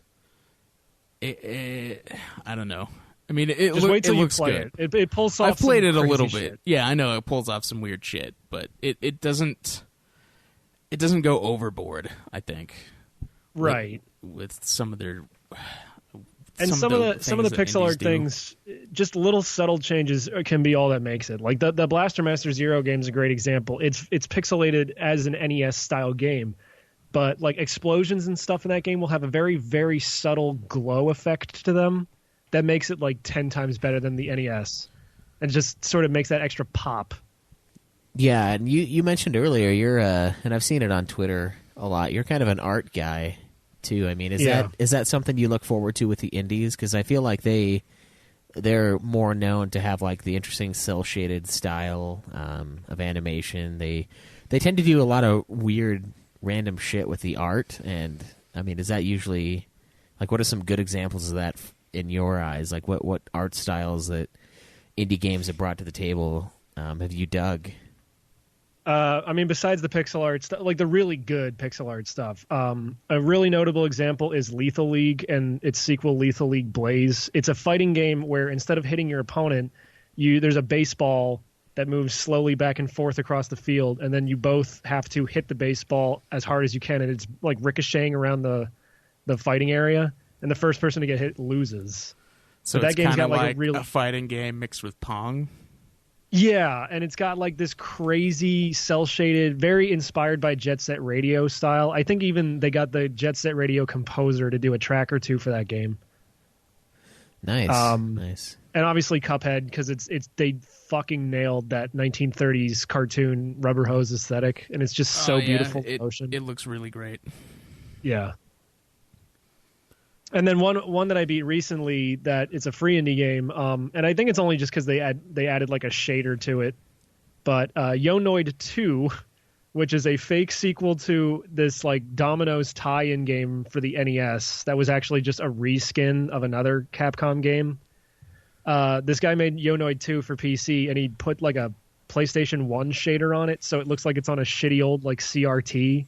So like the edges are kind of blurry, but he still went through they still went through the trouble of making it so like and I don't know if they purposefully had to do this or if it was just a side effect of the way they programmed it, but like the textures will warp as you walk around on the 3D objects, kind of like old PlayStation 1 games do, where it wasn't perfect. It nails that where like it's a 2D mid-90s. object that it's always turning to face you. No, like it'll be like a wall, and the wall will have a texture on it, but like as you're walking past, you can see like the texture kind of warp in weird ways that it's not supposed to. It's hard to describe, but if you saw it in motion, you'd be like, oh, it's like shitty old PS1 game, and it's like, yeah. Yeah, that's kind of cool. I just like when people are able to really push the envelope. Not that like not that I don't like some games that have more realistic tones, but like a lot of this stuff on current day consoles is just like, look how realistic and brown we made this game. Whereas a lot of and I tend to like the quirkier shit. I always have. I've always been more into like, give me a game with like a fucking zany art style, like a Katamari Damacy, or like Elite Beat Agents, or even, I guess, Persona, even though Persona's just like, it's anime, but we made it look really cool. So, yeah. So what developers have you been really into lately? I mean, as far as like overall delivery, I know there's a lot of talk of like Capcom's really had quite the resurgence. Yeah, Capcom's been coming back hard. Yeah, I still haven't played Devil May Cry 5 yet, but I did borrow Resident Evil 2. I've been going through that slowly, and I liked Resident Evil 7 as well. It seems like they're really stepping up their game, bringing everything back. Yeah. I mean, Santa Monica had God of War recently. That was a huge deal. I mean, Capcom again with Monster Hunter. Like I think Capcom's been doing pretty well. Personally, but yeah, on the, I mentioned them like 3 times already, but Inti Creates is doing good stuff on the Switch, at least with these like $10 downloadable titles when they're not making Galgun 2 or whatever. But they're quality for the price, and like every one of those games that they've made that I've played, I've absolutely adored, and just been happy with the fact that it's like, oh god, I didn't even really pay a lot for this game. Yeah, and in a similar sense, whoever the fuck, I forget what the name of the studio is, but the Sonic ROM hacker who basically got hired by Sega to make Sonic Mania, that game is amazing. Oh, that was one of the games you gave us. We'll have to play that. Because they fucking made a Sonic game that feels more like a real Sonic game than Sega's done in the past like 5-10 years. It's crazy. That one was that one multiplayer? I thought that I saw that on there. They added a multiplayer mode to it, yeah. Maybe we'll have to test that out. I can't think of any like notable developers as of late, or ones that I'm just like, I see a game and I buy it. But in the old days, it used to be like Harmonix with Guitar Hero and Rock Band, and Platinum Games, obviously, I still love. I'm really excited for that Astral Chain game they announced for Switch. Yeah. They announced a new game for Switch. Yeah, it's called Astral Chain, and you play as like, I guess, these like 2 anime cops, but you have like basically stands that are attached to you by a chain. Yeah, that's awesome. I'll have to check that out. It looks sick. Yeah, we got Bayonetta 3. It's supposed to be coming out this year too, isn't it? Apparently, yeah. Yeah, it's supposed to. They said 2019. I don't think they've said anything really recently, though, as far as last time I checked. Yeah, but I'm sure there'll be a Nintendo Direct within the year that'll announce all the details, because they like to hold their cards close to their chest, and they'll then like, all of a probably sudden have one when Pokemon gets closer to release, and then they're like, "Hey, there's other games too besides Pokemon." Yeah. That's usually when they do it. Yeah. So, what about? I don't know, man. What do you look for? What do you look for in a game? I mean, I know you talked about the like ease of use and like shorter games because you don't have as much zany time, art but style. like zany art style. But like, what really sells you? Is it mostly the art style? Is it what you've heard other people say? Like what? I don't know. It's usually word of mouth. Like even games that maybe don't get like reviewed super high, I'll hear word of mouth and like, no, the reviewer's stupid. You should play this anyway. And then I play it. And it's like, yeah, that was fun. Even if it's more like a 7 out of 10 in my mind, it's like, I'm glad I experienced that because it's so out there and different from all the big AAA shit. Have you had any of that from games that we've reviewed? I did go through like your entire back catalog last year when I first found you, but I'm trying to remember. I think by the time I'd caught up with everything, you basically had reviewed every game. Every game you reviewed, I'd either like heard of already, or I hadn't heard of, but it didn't seem like they were worth playing, like Bounty Hunter or The New Nightmare. Oh, yeah, you can avoid those. No, you should definitely experience Bounty Hunter. Yeah. That is a gaming piece of history that you need to go through. That's like I was gonna say, don't take it as the wrong way. It's like, oh, we didn't recommend any good games, because it's like I'm the kind of guy who just goes on YouTube and just watches videos about like game trivia and whatnot. Like if we get to my quiz, it's just full of the fucking dumbest trivia you've ever heard. So I'll just absorb information about video games. Like even back in the day before like YouTube, like I had G4 and that's like all I would watch. Yeah. Because it was like, that's a they're good just going to show like, they're just going to show a half an hour of video game footage. Fuck yeah, I'm in. Let's go. Yeah, I miss that Adam Sessler, man. Those were good times. No, well, he's a cock now, I guess. So it's just like, Yeah, probably. but also other gaming podcasts for a while were helping me figure out the stuff that I didn't know about. Like, and it sucks because a lot of them kind of got really political in ways that I didn't appreciate, so I unsubscribed to them. But like back in the day when I would listen to stuff like Giant Bomb's podcast or Games Radar's podcast, I would hear about a lot of different stuff I never would have heard about otherwise. And that's how I discovered shit like Saints Row or JoJo. Yeah, some of those like zanier, sort of similar to big games, but not quite as big themselves. Well, they're always good about like there'll always be like one guy on these podcasts that would bring something to the table that no one's ever heard of and no one ever talks about since, but like it gets that little moment of spotlight and it's just enough for like a listener to be like, I'm gonna check that out. And then it's like, oh, I played 40 hours of this dumb solitaire game, horse racing game on the 3DS. Like, what the fuck? Yeah. I kind of wish I think we should try to do more sort of niche games, personally. I mean, I know we've done a couple in the past, but that's why I'm excited. More of those puzzle anime stripper games. Yeah. You guys played that Galga, and Schweiss and I played that Catherine. One of them bejeweled naked games. You should probably do some more of those. Could play Puzzle Fighter. You get to my forced entry, Honey Pop is the first entry on that list. Yeah, I'm excited. Did you already play Honey Pop? Me? Yeah. No, I played it. I didn't beat it, though. Yeah, that's right. Yeah, you played it. Yep. No, Sequel's coming out this year, too. I didn't get very far, so it'll be pure. So, anyways, what you mentioned your podcast earlier. It's basically a bunch of offensive shit. You guys just randomly just go off topic and like talk about whatever? Yeah, like it's really not dissimilar to stuff like After Dark episodes where you guys are answering the question and all of a sudden the conversation just flows into some complete other topic from some random tangent. It's just that. We're just shooting the shit for 2 hours. And then we occasionally bring on people from our Discord server to talk about maybe what they've been playing or what they want to talk about. So we're effectively just crowdsourcing our content, but it's not that bad. Nice. How long have you been doing that? Okay, so 3 days ago on March 20th was the 8th anniversary of the show. Nice. Started that in 2011. Damn. How many do you do it weekly or what? We do weekly. When we changed the name of the show to Career Suicide Podcast, like all of 10 weeks ago or whatever, this was very recent. We didn't reset the episode number, so like the last episode of Random Assault was 320, and the first episode of Career Suicide Podcast was 321. So we just kind of kept the number going, and we're almost at like 330 now. Damn, that is impressive. Yeah. Which is scary. Because we made a pact when we first started the show that if we ever get to episode 1,000, we have to kill ourselves. So it's getting closer every week. I got a clock. Because we only have 3 digits for the number, so we can't do 1,000 because that's the first 4-digit number. Exactly. Yeah. You've got a limited time to live. It sounds. Yep. Yeah. I mean, again, nothing's in writing. Nothing's been notarized, so who knows if we'll actually do that. Also, I'd be like 50 at that point, I think. Yeah, that's a 20-year podcast, so... Yeah. That would be quite the thing, 20 years of podcasting. It's crazy.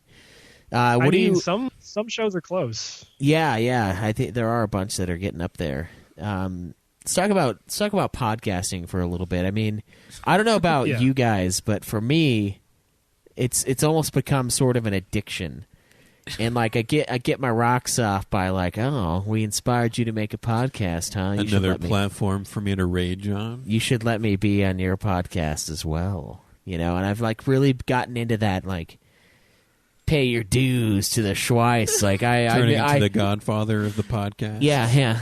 Nah, Schweiss is just the union. He didn't want to join the union, but he's become it. Exactly. The podcast union. You've become what you swore to destroy. Exactly. I don't know. I know you guys don't do as much. These two, Cameron and Caleb, don't do as much podcasting as me. But do you feel the podcast addiction? Like you really just want to do podcasts, and like you think about ideas for podcasts, and you're like, oh man, if I had unlimited time, I would totally do this Keanu Reeves, Nick Cage podcast, and I would do the shit out of it. Like I don't think of ideas for shows necessarily, but the podcast is definitely something I look forward to doing every week because it's usually the point in time that I laugh the hardest. And then it's like doubled by the fact that my new ritual is do the podcast and then get on PlayStation chat with you guys later that night and then just fucking laugh my ass off all Saturday afternoon. Yeah. That's nice. Yeah. I don't remember that part, but It's 'cause you're never on. Well, you're never there. So. Yeah. Yeah, you weren't there when A4 and I conceived the Carly Rae Jepsen podcast. oh yeah, Oh, do you want to start that? Because I'm totally down. I mean, we'll only have like 3 episodes. But... Yeah. We'll just like we'll listen to like each song and then talk about it as it goes on. Oh God. Maybe you could do the Star Wars minute thing, the Jepsen minute. You just listen we listen to to 10 seconds of every Carly Rae Jepsen song at a time. and that's the whole episode. and you just talk about it for like an hour. 10 seconds See, a this song. Those Boy Problems, I think, is really, really because the hook is just so damn good. I thought I was gonna hate that song, but I don't. It's really catchy, right? It is. I'm gonna have to listen to that on my way home now on Spotify. Yeah, I can't Convert you tell. all at some point. Gotta listen to that Emotion and Emotion Side B. I honest to God, when I sent you guys that care package, I thought I should send them Emotion, and I'm like, nah, they're not gonna get the joke. They're not think it's funny. I fucking would have. I fucking would have listened to it. Yeah, we have gotten a movie. Was that you that sent us a movie? I sent you Coraline. Yeah. Okay, I was like, I'm pretty sure it was you. I was like, that's the weirdest thing we've gotten so far. It's just like a random Jason movie. Coraline. It's like a kid-friendly horror movie if you've never seen it. I haven't yet, but Alex, should watch it with the it's kid. weird. yeah, Alex really likes it. Everyone thinks Tim Burton did it, but it's actually Henry Selick, the guy who directed Nightmare Before Christmas. Yeah, everyone thinks Tim Burton did a lot of things Tim Burton didn't actually do. Yeah, it's because like somebody was like, oh, it's exactly a Tim Burton style, but then it's not Tim Burton. Yeah. To be fair, it is a bunch of creepy shit with a bunch of kids with these big eyes and big heads, so I can see why someone might think that's Tim Burton. But Yeah. because everyone thought Tim Burton did James and the Giant Peach as well, but again, it was Henry Selick. So Yeah.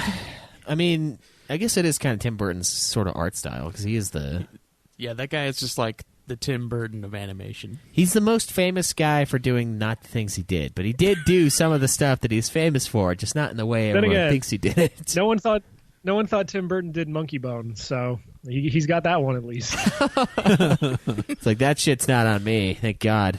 Yeah. So, yeah, I don't know. That's just been a thing lately where I've just like, I want to do so much podcasting and I don't really have time for it. So as a fellow podcaster, I wondered if you have the same thing. But you guys can kind of do whatever you want. So you kind of have a one-size-fits-all podcast where you can sort of talk about whatever you want to. So you don't need to I have a notes app on my phone, and I just make that checklist of like, what did I experience this week, or what did I want to fucking talk about, and then I'll just check them off as I mention them on the show. Yeah. But I do get that itch where it's like, if I go a week without doing the podcast, and it's like, it's not because I'm on vacation or whatever, it's just because we're not doing one this week. It's like I do feel more sad because it's like that's my time to like just rant and have some fun. Yeah, I agree. It's like our only time to hang out. It really That's is what it turns nowadays. into. That's what's so sad. And that's why you hear them air their Dragon's dirty. Crown. You hear them air their dirty laundry every week we get together because it's the only time we get together. Yeah. That's why I was so sad. It's like I'm sending them Dragon's Crown, but they're never going to get to fucking actually sit down together and play this thing because apparently they can only hang out when they're doing the show. No, we stopped hanging out because we do this show. It's like, this is so Yeah. It's like, this isn't the podcast. Get out of my house. And then that's how it is every time we finish and up. then whenever I decide to just randomly come over and hang out with Schweiss, it's like, what, you're hanging out with me? That's weird. It's like, Yeah. it turns into a weird What the thing. fuck is this? Why aren't we podcasting right now? I have a question for you, though. As being able to do your podcast in the same room, does that mean you guys have less sort of like tension between each other when you get into fights? Because my podcast started with 6 people, all from different corners of the fucking globe, and now we're down to 2. And I'm still doing it online with a guy in Delaware. You mean by tension, do you mean like awkwardness between people? Oh, we have Or just, like, we have when no maybe someone doesn't get awkwardness, the joke. and just all of our We've been- fights. They come back. They circle back every now and then. So we've been friends for years before the podcast too. So any sort of like tension is like the fighting is normal. There's like Okay. no awkwardness. yeah, Yeah. we had a fight with Joe once about like whether or not a wolf was a dog or whatever. And we were yelling at each other. We were yelling Like, at of all each the other, subjects. and that was fucking like years I mean- ago. And he's and still- then it fucking circled back like what 2 years ago, last Yeah. year, something like that. God, he Fucking- still thinks they're the same thing. The It's like, arguments and Jesus. fighting is normal. I mean, 8th grade, Craig stabbed me with a pencil. So Yeah, it's all good. I just Yeah. meant more like when you guys have disagreements about like with the way the show's going, which I guess this question answered my question, or this episode Yeah. answered my question yeah. based on earlier and before the show. But yeah, Oh yeah. Arguments yeah. all the time. it's and it's always got to get heated, and that's it's just our regular communication. It's fine. yeah. It can't. I mean, we'll get angry, but it's I mean, it's not real anger. Isn't that what the people want? The arguments between the Craig and the Joe? That's what everyone misses. I guess it's what fucking Schweiss wants. He wants someone to antagonize me Where- for no fucking reason other than for my rage. I don't know, Picture man. Their voices just keep getting higher and higher as the argument goes on. I Oh, feel like you I haven't- ask for it based on what you're wearing for the day. It's what? You have a problem with my Justice League No, shirt? my favorite fucking thing about the Justice League shirt is that the cyborg's neck keeps disappearing to his chest, and then because it goes underneath the fold, and then Wonder Woman's head's on Cyborg's body at that point. No, I feel like it's you get people antagonize you because you were asking for it. Is what I'm trying to say. What? How is he How, asking for yeah, it? how am I asking for Well, it? because you do have a really funny reaction to every time someone antagonizes you. Yeah, that's part of Like it. I can hear when I hear the podcast, and it's like, oh, Craig's voice is really high pitched. This must be a good No, argument. and then also Craig is stubborn as fuck, and even if he knows he's wrong, he won't back down. yeah. And then, like, you talk to him about it a few days later, and he'll admit it. It's for the comedy. It's No. Schweiss Craig. versus fucking Craig is like an immovable object versus an unstoppable force. No pun intended. No, I know. Just get out of the way. They're both fucks. the moment- because we're basically the same person, and that's why it's like The can't moment fucking. You're fucking stubborn with a god complex, Craig, and then Yeah. Schweiss is a fucking asshole. It's not a complex if it's true.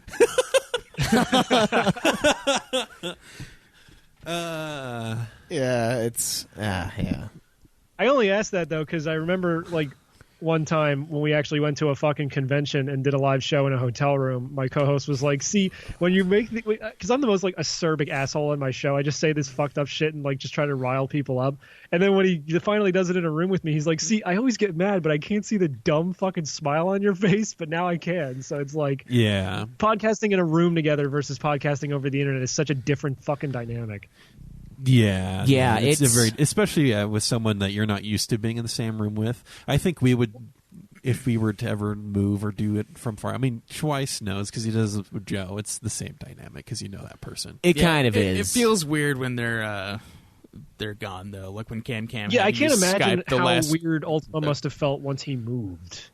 Yeah, it wasn't quite the same. It's not like it's bad, but No, There's a different like energy level when someone's missing. yeah. And you don't really get that back ever. And you kind of have to adjust for it. I mean, you have to sort of be more on your A game because you can't really build off of each other quite the same way. But I feel like we've kind of, with Ultimo, we've kind of come over that hill, and now it's back to normal, basically. But it's, for the first while, yeah, it is a weird thing to do. And I would say I would never recommend doing a podcast not in the same room, at least in the beginning. And I would never recommend doing a podcast with anyone that you haven't known for. It's hard to get a podcast started when you haven't sat down in a room with the people before, and they live in different parts of the country, and so time zones are a thing and stuff like that. Yeah, I would. So Yeah. that's the trick of it. Our show started with all of us only knew each other from forums. We never really talked. And we weren't sitting in the same room because it's me in Pennsylvania, my co-host in Delaware, and all the other former co-hosts were from Florida, British Columbia, and Massachusetts and England. So like, Yeah, good luck. yeah. Well, there's a reason it's down to 2 people now, and me and Matt are within the same time zone. So Yeah. I mean, it's not impossible, but it's, for me, it's just, Where there's a will, there's a It's way. improbable. yeah. And I think the best podcasting and the best podcasts come from people who are experts in the one thing that they're podcasting about. You guys feel that way? Like, I'm expert in bullshitting. yeah. Like we've talked about doing a James Bond podcast, but the reason No, that I'm it's- holding back is like It's been done. it's been done, and it's been done by people who are obsessed with James Bond. Yeah. Like, my big thing is, I have the Game of Thrones podcast, and that's the thing that I'm like really, really, really fucking into. Yeah. So I can do that.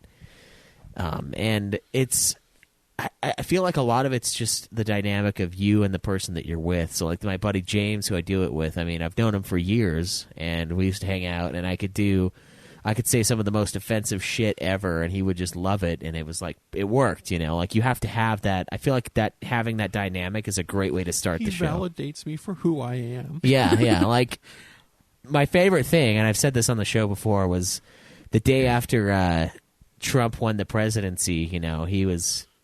Everyone was doing their like fucking marches on Washington and like throwing huge fits, and everyone was like talking about getting rid of the Electoral College and all this crazy stuff, right? We all remember that. Yeah. And I just turned to James and I'm like, God, these people are just a bunch of pussies. And then I turned back to my screen and then I looked back to him and I was like, and they're just mad that they finally got grabbed. And he fucking laughed at that for like 10 minutes, and I was like, that's probably the best joke I've ever fucking come up with right there. Just a bunch of pussies who are mad that they finally got grabbed. It's like shit like that. Like, that's what, to me, that's what makes the podcast great. And it's because we've been friends. Like, I've known Craig for like fucking 17 years now. Yeah. Like a ridiculous amount of time. I've known Craig for more than half of my life at this rate, by like a considerable amount. And there were years where I let the Craigert go because he was, for various reasons. And then I finally was like, you know what? Let's hang out again. I forgive you for losing my booklet to Final Fantasy VII and Tactics. Let's rekindle this thing. And I think that's, I don't know, that's what makes the show so fun for us, is because we've known each other forever. Remember way back in the day when we'd just get off in tangents as we drove somewhere, and then we all said, you know what, we should record some of this because this is fucking funny shit. Yeah. And that's where the idea was spawned. Like, even our little minds before the idea of the actual podcast came to be. Yeah. It was there. It was waiting to be birthed. It was in Well, the that was the canal. thing with my show is we're all fans of the podcast on the website of the forums we were on. We all used to be on the Games Radar forums back when Games Radar was like a good website and they had funny writers. And they had a really, really good podcast. So eventually, when their podcast was getting close to like shutting down, we did like a fan podcast for them, like as like a one-off thing, as just like some of the more notable forum members. And then we were like, that was so fun. We could just do our own podcast too. So the thing is, like, the early episodes I don't think are as good because we didn't know each other as well yet. You can kind of hear, if you ever go back and listen to the old episodes, you can kind of hear us discovering new things about each other, which is the weird part, and why I would suggest no one ever listen to anything past like or earlier than like episode 100.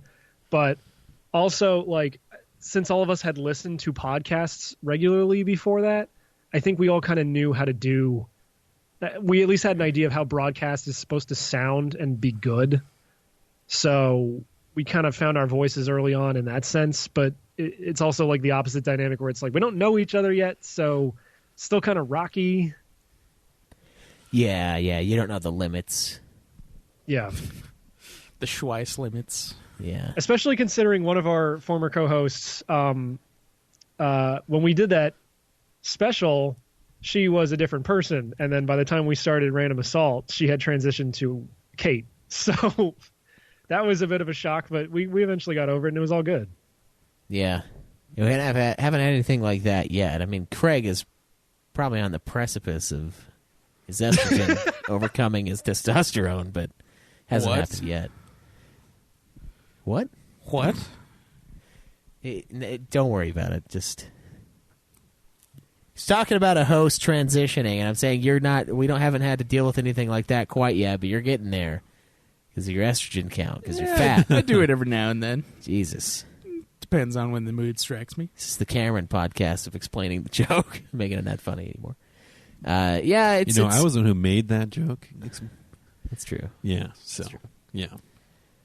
But I had to explain it. So You're also the only one who explains the joke. Yeah. Maybe it should be my show then. It basically is, yeah. But Going postal and explaining why that's funny with Caleb Schwartz. exactly. No, wait. Going postal and delivering the joke. Oh yeah. Going postal and delivering the explanation. We gotta figure that out. Yeah, you got to retool that name for sure. I'll write a theme song. Yeah. I don't doubt it. I don't doubt it for a It's second. the Going Postal podcast, but also explaining why that's funny, delivering the joke with Caleb Schweiss. And I'll tell you why that's Perfect. funny in a moment. Yeah. But first, a word from our sponsor. Stamps.com. Love these guys.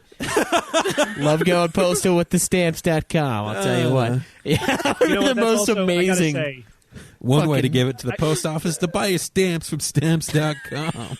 Stick it to I the gotta man. say, because I only thought about this the other day, but that's another reason why I loved your guys' show is, like, you guys never ran ads, like, ever. And I appreciate that.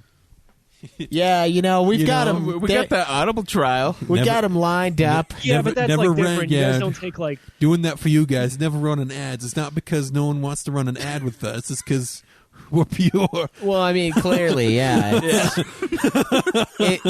There's the obvious they want to, but we say no, Yeah. which is the case. Yeah, I mean, like, I can't tell you how many times I've like declined, big ad spaces, like, it's the biggies. All the money we've I'm just saying down. it's nice to listen to a podcast that doesn't break the flow of the conversation and take 5 minutes out to talk about like beef jerky that the hosts don't actually eat, or like boner pills. Yeah. that would be a funny way to Oh bring a man, joke. we should. Did I like, say the do secret ads word? for Was boner pills pills? the secret word? No. Oh wait, you heard the doorbell? Yeah. That's funny. Someone's All of Schweiss's furniture starts screaming. Yeah, it's Schweitz just got a package. It's all. talk about boner pills. A package arrives. My boner pills. Yeah, came in fucking this boner nondescript pills. Then packaging. ding ding. It was the Amazon man. Yeah. Your That boner was- pills arrive. That was very I was going to bizarre. say, if it was boner pills, can you please take one live on the show? Yeah, it's growing. That's for sure. There Just it let us know is. if it lasts You know for those 4 little hours or longer. dinosaurs you put in water and they grow? Yep. Yeah. It's nothing like that. Shit, so you said you had a quiz lined up for us? I do. If you want to do it, I can send you over the Google Doc real quick. Just let me figure out how Google Docs works. Let's do it. Or you Oh. could just read us the Yeah, questions. you could over. read us the questions. We could. No, because it's multiple choice. So I don't want to do the thing where, in case you can't hear me, at least you can see the question and all the answers. You don't have. Here, hold on, I got- Wait, you don't have the answers on this Google Doc, right? Well, if it's multiple No, of choice, course the not. What do you answer's think, I'm fucking there. stupid? Oh, yeah. I'm. I put it in the Skype call. I don't know if you'll be able to. You should be able We to. should be see able it. to grab it from there. Yeah, let me look here. All right, opening up the quiz.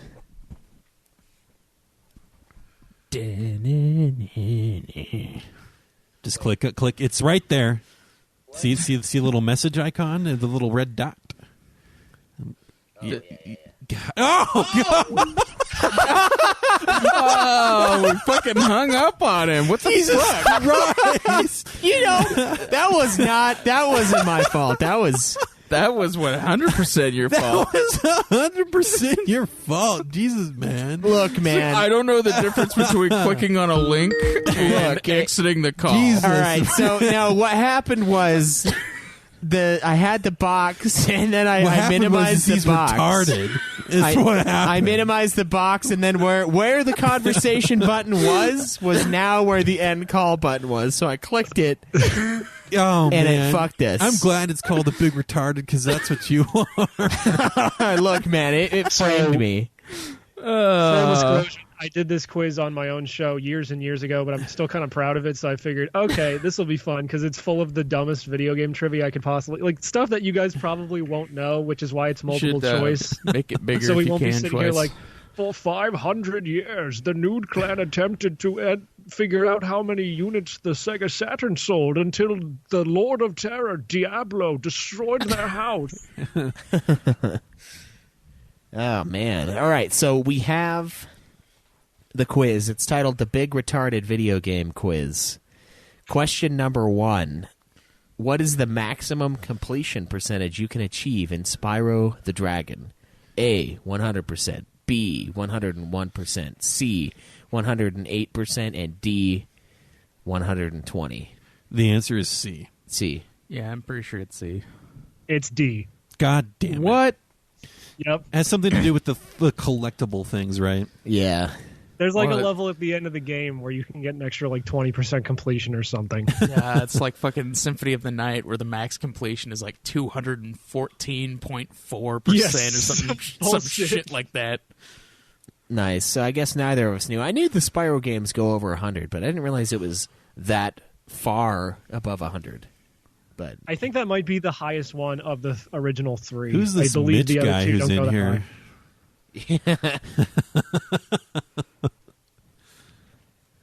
always in the way, that Mitch.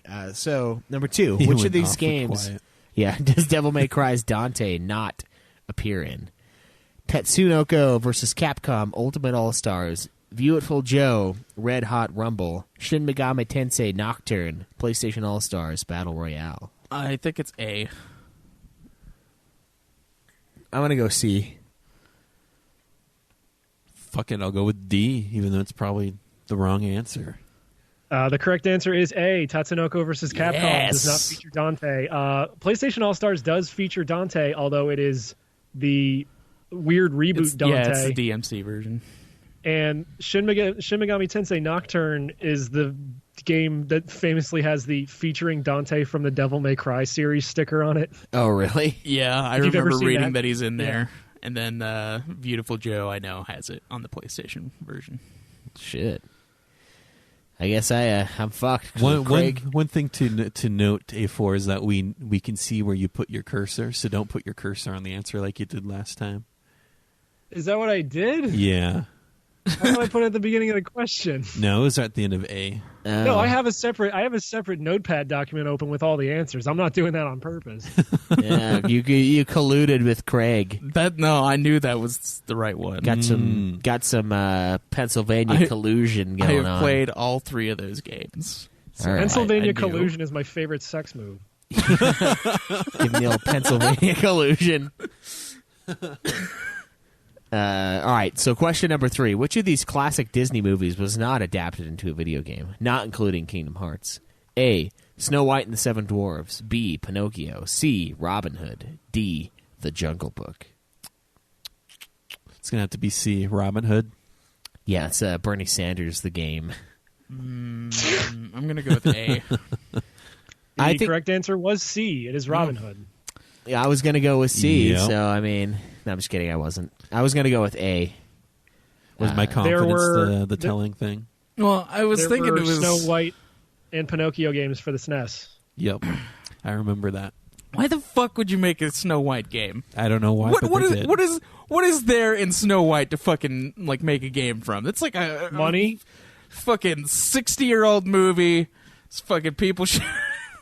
Dude, they made a Wizard of fuck? Oz game. They made every shitty fucking movie game they could back in the 16-bit days. Well, like with Wizard of Oz, I could see like a platforming type thing, maybe. But like, what the fuck? Like, what is there for Snow White? Like, what even was it? There are the seven. I think it was a dwarfs. platformer. Fucking why? Who do you play as? The fucking dwarves? Snow White. Yeah, No, I'm pretty sure you play as her. None of that fucking plays makes the sense witch. to me. It's a dark game. Yeah, Coming up with ways to kill her. Yeah, you gotta fucking bring the apple to her at the end of the stage. See, all Disney has is they have a successful movie or IP, and then they can just continue to sell off of it. It doesn't matter Yeah. why you'd make a game out of it. The thing is that you make a game out of it, and you make more money. Here's what they have. But there are some things that could like translate, like the Lion King game Or maybe The Tarzan game is fun. Yeah, Tarzan would be okay. Fucking Robin Hood would have made it an okay game. See, you can Honestly, make that would any have of them been, a that would have platform. been a Fucking lot like- better as a game. Fucking Yeah, but Snow Greg, see, White. here's the thing.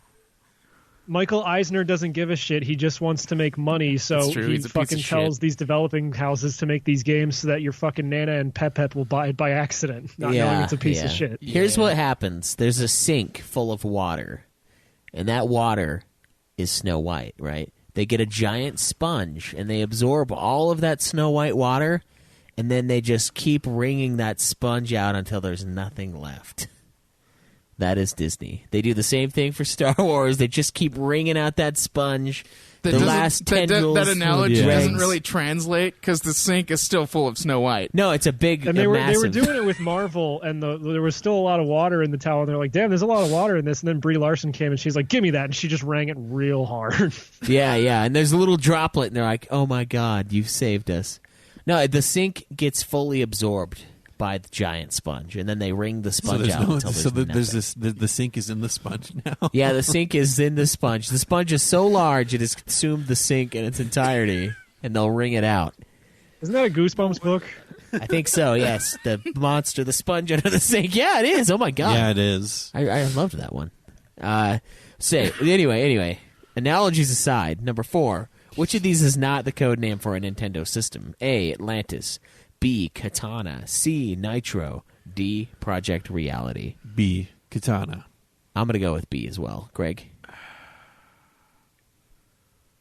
I'll go with C. B was the correct answer. Damn the it. Katana was I the knew code it. name for the Dreamcast. The Nitro was the DS. The Atlantis was the Game Boy Advance, and Project Reality was the N64. I knew it. They would never Yeah, I knew the N64 cloud the meaning one. of the honor the word katana has. Yeah. Exactly. So it's a 3-way tie with 1 point for all of us. So number 5. In Actually, wait, no. It's Craig with 1 point, and Cam and Schweiss have 2. Yeah. do we have Right? to? I think we all have two. You guys both got the the only last question. two questions right. Yeah, I didn't answer. Oh, the no, first two questions. I got the second one right. We all got the first one right, and then you. No, we all got the first one wrong. I got the second But one since wrong. You got it since right. the points didn't go up, you I got the technically third all- one right. I got the fourth one right. So I only have 2 points. Okay. I have 1. No, you have 2. You answered Robin Hood for the last question. No, I was joking about that. You didn't give me time to actually answer it. You just said the answer. Oh, fuck. Well, I okay, thought I'll you said give Robin you Hood too, requisite but 15 alright. seconds of silence and play some scary-sounding Who Wants to Be a Millionaire music before I reveal the answer. Yeah, exactly. Make you really doubt whether or not you want the $1 million. Pretty much, yeah. So, question number 5. In Pokemon Gold and Silver, the flowers in the Goldenrod City Gym are positioned to make a giant version of which Pokemon? A. Jigglypuff. B. Miltank. C. Fucking don't Pikachu. remember. D. Clefairy. I'm going to go A. A. Yeah, I think it's Jigglypuff. So the Goldenrod City Gym is the normal type gym in that game, of which the only normal type in this list is not Pikachu. So you had a good idea with Jigglypuff, but it is in fact Clefairy. Damn That's it! the Damn giant it. I knew it. choice. Fuck! Miltank wasn't The only part one of who that played gen. that game. I should have fucking got that. I played Silver. I know Miltank that- is the Pokemon that gym leader is infamous for having because it just stomps all your fucking Pokemon with Rollout. Yeah. Is Miltank in that version of the game? Yeah. Yep, Really? Miltank was introduced in Gen 2. Oh, wow. I don't remember Miltank. That's when the Pokemon started getting stupid. It's almost immediately. with the- Miltank. Yeah, well, they just started Miltank getting- is like the female What's this, a version cow? of Fuck Tauros, this which is like the bull. Yeah, I don't know. I don't Do know. that sometimes. So, in Toonstruck, Christopher Lloyd plays a cartoonist who is transported to the cartoon world. There, he meets his own cartoon creation, who is voiced by which famous voice actor? A. Tom Kenny. B. Dan Castellaneta. Jesus. Castellaneta. Castellaneta. I've heard that guy's name before. C. Frank Welker. D. Billy West. The answer is B. Yeah, he knew how to say his name. I'm going to go D. Yeah, I'm gonna go D as well. It was not Billy West, a.k.a. Stimpy, Philip J. Fry. Yeah, I know. I'm trying to... It was, in fact, B. Dan Castellaneta, voice of Homer Simpson. Fuck you, Game. Yep. That's what I'm talking about, guys. There you go. All right, so number 7. In Tony Hawk's Underground 2, what is the only level in which you are on Bam Margera's team instead of Tony Hawk's team? A, New Orleans. B, Berlin. C, Barcelona. Or D, Skatopia. B, Berlin. Fucking no. Let's go with C. I'm going to go D. It was, in fact, B. Berlin. It's the only level in the Fuck game you, where you're on his team. Cam. Piece of You shit. guys seeing a You Collusion. have to trend? play as Wee Man, I think, in that level. Oh, nice. Very nice. All right. Now, Cameron, you're winning now, right? Oh, yeah. Okay. He's got 4 like 4 points now. points, and you guys each have 1. All right, so number 8. Which of these characters is not in Clay Fighter 63 and 1/3? A, Earthworm Jim. B, Sumo Santa. C, Booger Man. Or D, Blue Suede Goo. I don't know what this is. I don't know any of this. It is The A, fighting. Earthworm Jim. Yeah, I don't think Earthworm Jim was in that. Sure, I'll go A. Earthworm Jim is, in fact, in Clay Fighter Damn it. 63 and 1/3 as What? an unlockable character. I did Because it was made by the same company that made Earthworm Jim. I didn't know that. Was it Sumo The- Santa? Nope, it was Blue Suede Goo. Okay. Damn. Booger Man was also a red herring because that's also a character from another video game. But he's in there, so. All right, it's number 9. Darkened Sky was actually an advert game, made to advertise A, Air Hogs, B, Skittles, C, Sky Dancers, or D, Sunny D. I'm going to go with Sunny D. I'm going to go Yeah. with Air Hogs. D, Sunny D. So, Darkened Sky is a GameCube game in which you play as this chick who has to save the world using the power of Skittles. God Damn damn it. it. What the fuck? Yep. This is real. That's crazy. That doesn't dude. make a whole lot of sense. I mean, you got to taste the rainbow. It's like fucking... I Yeah. mean, Darkened Sky, Yeah, saved you gotta- by Sunny D. Yeah, you Come gotta have on. the I'm just- power hey, of the look, orange. I said I was really proud of this quiz. I came up with really good fucking fake answers. Yeah. Damn. All right, how many blocks does the save data for the original Animal Crossing take up? A, 57. B, 58. Oh, it's going to be one of these. You fucking asshole. C, 59. I'm or an asshole. D, 60. C, 59. I'm going to go B, 58. I'm going to go with C as well. It's 57 blocks. Damn is it. the number of blocks that, I thought about to the point taking, where like, Animal Crossing the other came one. with a fucking memory card, so you it came with one, so you could have the space to hold your town. Oh, so is that a lot then? Yeah, it's like almost an entire much, GameCube memory card. how much memory is one block? I have no fucking clue. I'm sure there's a guy who's figured it out. Yeah, But I don't know. GameCube what it was was like, you- made this into, takes up but this I many- do remember. And it why being did like, they just fucking decide takes to up this use many blocks instead of actually tell you how much space is taking Because up? Nintendo likes to Because be it's different. fucking Nintendo. Yeah, they're fucking weird with their shit. They don't like to give in to Hold on, you know what? I'm gonna look up how much a block trends, is real like quick. calling things by what they are as chunks of data, like bits and bytes. They don't give into those kind of trends. They don't care about your bits. Yeah, exactly. We don't care about your biddies. Number 11. Which of these Easter eggs is not found in Just Cause 2? A, a beached whale. B, a giant Easter bunny that rises out of the ocean. C, a gun that shoots bubbles. Or D, an island that looks like a giant slice of pie. Wait, what? Which of these Easter eggs is not found in Just Cause 2? A beached whale, a giant Easter bunny that rises out of the ocean, a gun that shoots bubbles, or an island that looks like a giant slice of pie. I'm going to go with D, the slice of pie. Okay. I think it's A. I'm going to go A as well. There is a beached whale in Just Cause 2, and if you blow it up, I think there's like a health upgrade in there. And there is, in fact, Do an whale chunks island come on the raining north down? part of the map.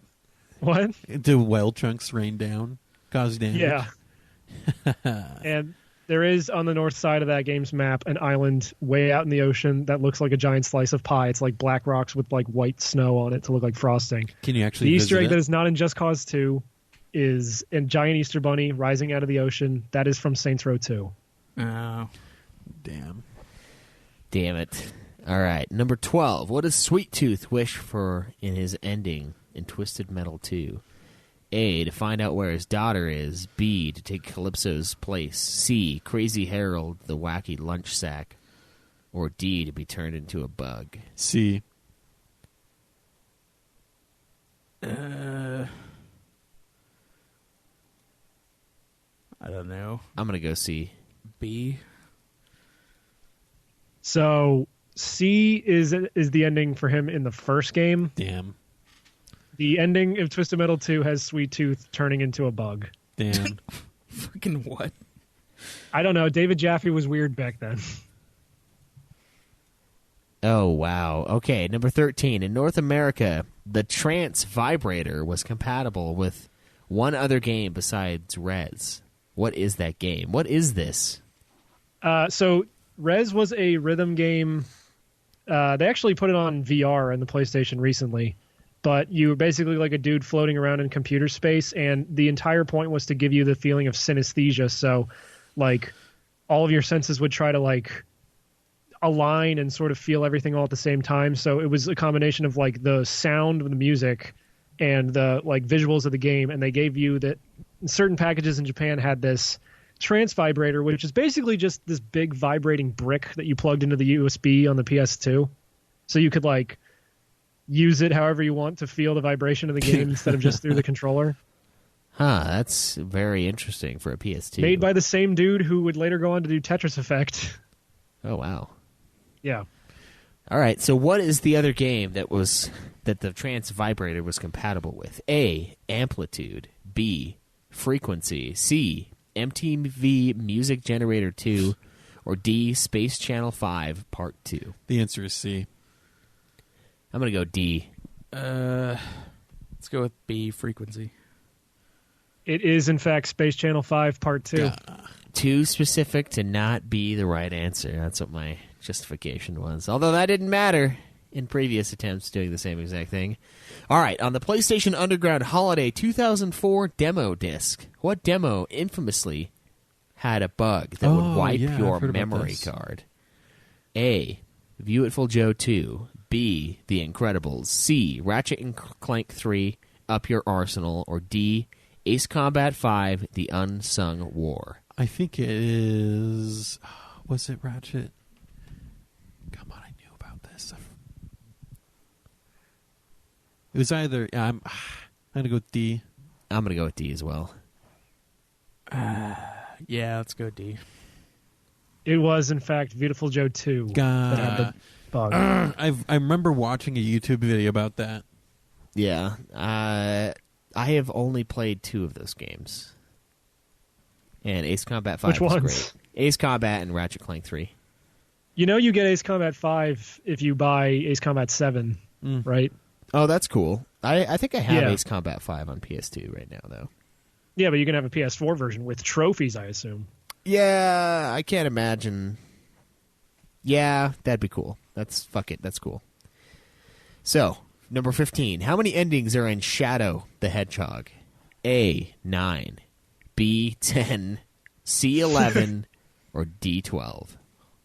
There are that fucking many endings in Shadow the Hedgehog. God, I know, no wonder right? that game tanked. I'm going to go D12. Let's go with A. B. It was actually C. It's Oh 11 my God. endings. That's Fucking A. ridiculous. All right, what is the button combination to poop in Dog's Life? A, left, right, down. B, quarter, circle, square. C, down and square. D, up, up, down, left, right, circle, square. Pretty sure that's a weapon one in Grand Theft Auto. Isn't it? I'm going to go with B. Yeah, let's go B. I'm going C. B is a Hadouken. C is just a random button combination I thought up. It's actually left, right, down. It's A. Damn it. Well, I know Hadouken, but All right. that's what it would be the It same. would be funny if you could do the fucking Hadouken motion to poop in that game. But yeah. That would be pretty good. In Pokemon trading card game for Game Boy Color, what is the name of the strange man who would randomly appear in the rec rooms of the gyms to duel you? A. Mr. Pokemon. B. Imakuni. C. Question mark, question mark, question mark. D. Jonouchi. C. I don't fucking remember. I'm going to go A. I think it's D. So, Jonouchi is the name of Yugi's friend in Yu-Gi-Oh! Yeah. Mr. Pokemon is a character in Pokemon, but it's in Gold and Silver. It's actually Imakuni. I think it's based on like a Japanese television personality or something. I don't know. He has his own card that confuses your Pokemon. So, yeah. Damn. All right. Number 18. In Jammer Lammy, where does Lammy end up during Stage 6, Teriyaki's song, in the Japanese version? A. The Far East. B. Outer Space. C. Hell. Or D. A tropical island. D. Let's go with A. I'm going to go B. So in the original Japanese version of that game, before you go to that stage, Lammy dies and goes to hell. And then has to play her way out of hell. But that was too spicy for North America, so they changed it to a tropical island. But the answer is C, hell. Damn it. Nice. But it was actually a tropical island, so. Well, in America, but the question's asking for the Japanese version, Cam. Yeah. So suck it. All right. In 2013. I'm a piece of shit. Yeah. In 2013, Scott Pilgrim vs. the World, the game, got its first update in over 3 years with the Wallace Wells DLC pack. It was soon discovered that sprites from that pack were directly stolen from which game?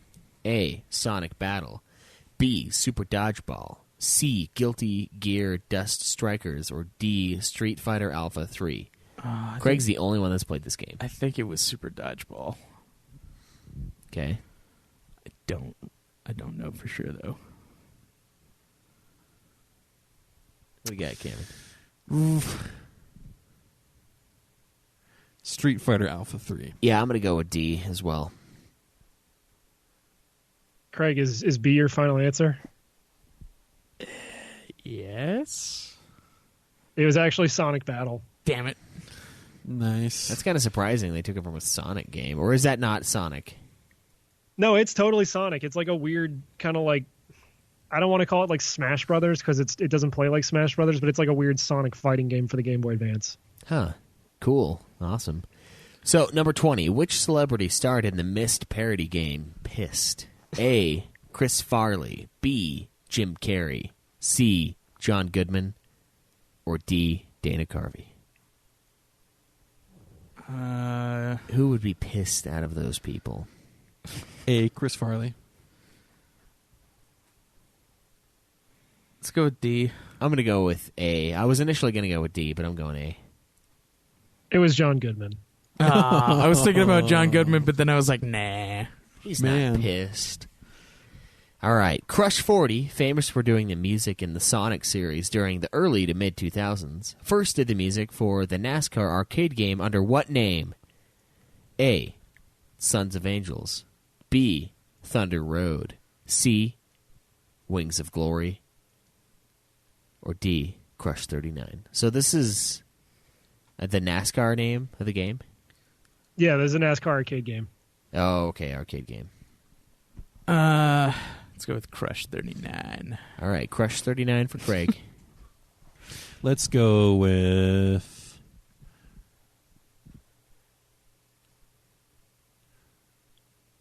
B. Thunder Road. Yeah, I'm going B as well.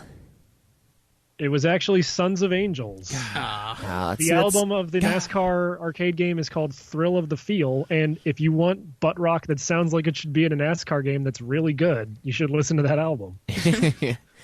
I am not surprised. God, that was the lamest name in there, so I was like, can't be that one. I think they were like a somewhat famous band before they got turned into Crush 40 and started doing Sonic music. Yeah. Interesting. So, number 22. Who was the mayor of the city of Steelport in Saints Row the Third? A. Hulk Hogan. B. Keith David. C. Nolan North. Or D. Burt Reynolds. God, I don't fucking remember. It's been so long since I played the game. So is this the voice actor for him? I think No, it's the guy. Oh, okay. it was Keith David, but I'm not 100%. B. I'm going to go Burt Reynolds. It was Burt Reynolds. Damn it.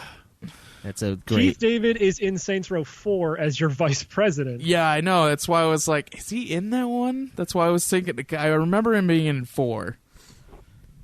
He's also great because he's the only character in that game you can't romance. I know, and it hurts. Oh, man. So, 23. Which of these Pokemon was not a plush being offered at KFC in 1998? A. Pikachu. B. Seal. C. Zubat. Or D. Vulpix. C. Zubat. Let's go with Seal. I'm going to go Seal as well, B. It was actually Pikachu.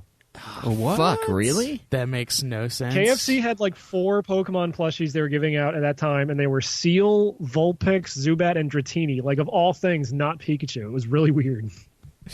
That is bizarre. I guess it kind of makes sense, because that's the one that's, like, obvious. But whatever. Yeah, but it's like, it was at the height of that thing's popularity, so I don't know why, but whatever. Yeah, I'm not the guy who runs KFC. Yeah, Pikachu's the one to have, for sure. All right, so number 24. What is the teleporter to the Insomniac Museum? What time is the teleporter to the Insomniac Museum available in Ratchet & Clank Going Commando? 12 a.m. to 1 a.m. 1 a.m. to 2 a.m. 2 a.m. to 3 a.m. or 3 a.m. to 4 a.m. A. Let's go with B. I'm going to go C. It was D. Fuck, again? Yeah. God damn it. I was like, there's no fucking way they're going to each guess a different one and not get this. Fuck. Yeah. Do you know what that is, right? You've heard of the Insomniac Museum in those games? Yeah. It's like a dev room where they keep all the shit that they didn't like put in the game or had to cut. Yeah. I think I remember Jake playing through part of that one time when I was hanging out. Yeah, but if you want to get to it in the game, like without having to stay up that late, you could just set your PS2's clock to that time. Yeah, good old clock manipulation tactics in the good old days. You can still kind of do that somewhat now, but it's not quite the same. Yeah, they don't really have those mechanics anymore. Yeah, not very often. The last one that I saw with one was Type 0, and that's a port of a PSP game, so Yeah. it's like, doesn't really count, you know? Yeah, it's Got to level It's up those different. dudes at the arena. That's right. So, number 25, who is not a guest character in a Soul Calibur game? A. Lloyd Irving from Tales of Symphonia. B. Ezio Auditore de Firenze from Assassin's Creed. C. Kratos from God of War. D. Nariko from Heavenly Sword. I think it's Noriko. I'm pretty sure of that. Yeah, D. Sure, we'll go with that. Yeah, it was D. Yeah. She's not in any of those. She's in PlayStation All-Stars, but no one remembers that game. Craig almost has the platinum for that. I do. No shit. Yeah, it's great. I love that game. I mean, it's not a bad game. I just can't believe someone played it that long. Yeah. It's really easy to get the plat. The only thing I'm missing is online trophies. Yeah, the So, only thing he's missing is I don't think anyone's playing that anymore, so good luck. Yeah, it's not gonna happen. Is the skill-based part. We could probably farm it. No, it's I not could really get a it. skill thing. I It's have like it, so... you just have to like get a triple kill, really. Yeah, and then you get both of them. a So triple kill, like with You more. have to get I think you have to get a triple kill with a level 1 thing, and then you get like both of the trophies that I'm missing. It's So like we a need- gold and a silver. We need 3 people to log in, and we could just like cheese it. That's what Well, you're we saying. need 4 people, Yeah, 4. 4. All right. And then I could get the plat.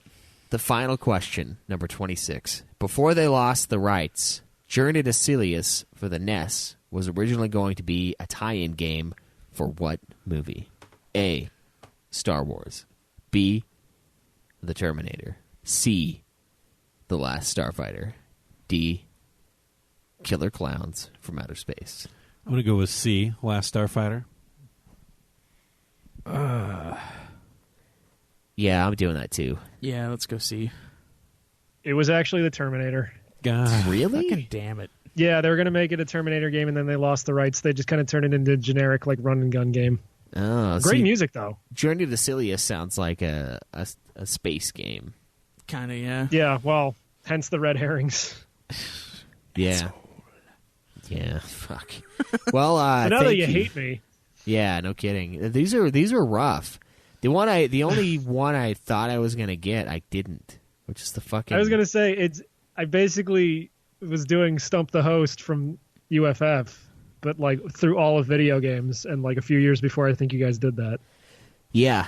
The only ones I knew were the ones which, like, was Dante in this game, and then was, like, which one was Nariko not in. So Yeah, that's quite the quiz. That's impressive, man. I enjoyed it. I need to learn more about games. Clearly, need to play more. No, just stay away. You don't want to become what I've become. It's literally my life is that scene from Scott Pilgrim where he like sidles up to Ramona at the party. He's like, "Did you know Pac-Man used to be called Puck-Man?" And she's like completely unimpressed. Yeah. that's a great part. I have that. Love that movie. I have that on the inside with the Final Fantasy series, though. Like most of the questions that I ask on Ultima's Stump the Host, I actually know the answer to, and I knew the answer before I decided to pose it as a dick question to fuck Joe over. Yeah. It's kind of too much. So I know where you're coming from, but you just know more. I guess know more games for sure. Is that how you met Alex? You like went up to her and you're like, "Did you actually know this game was going to be called Fighting Fantasy, but they didn't have the rights, so they wanted to keep the FF alliteration?"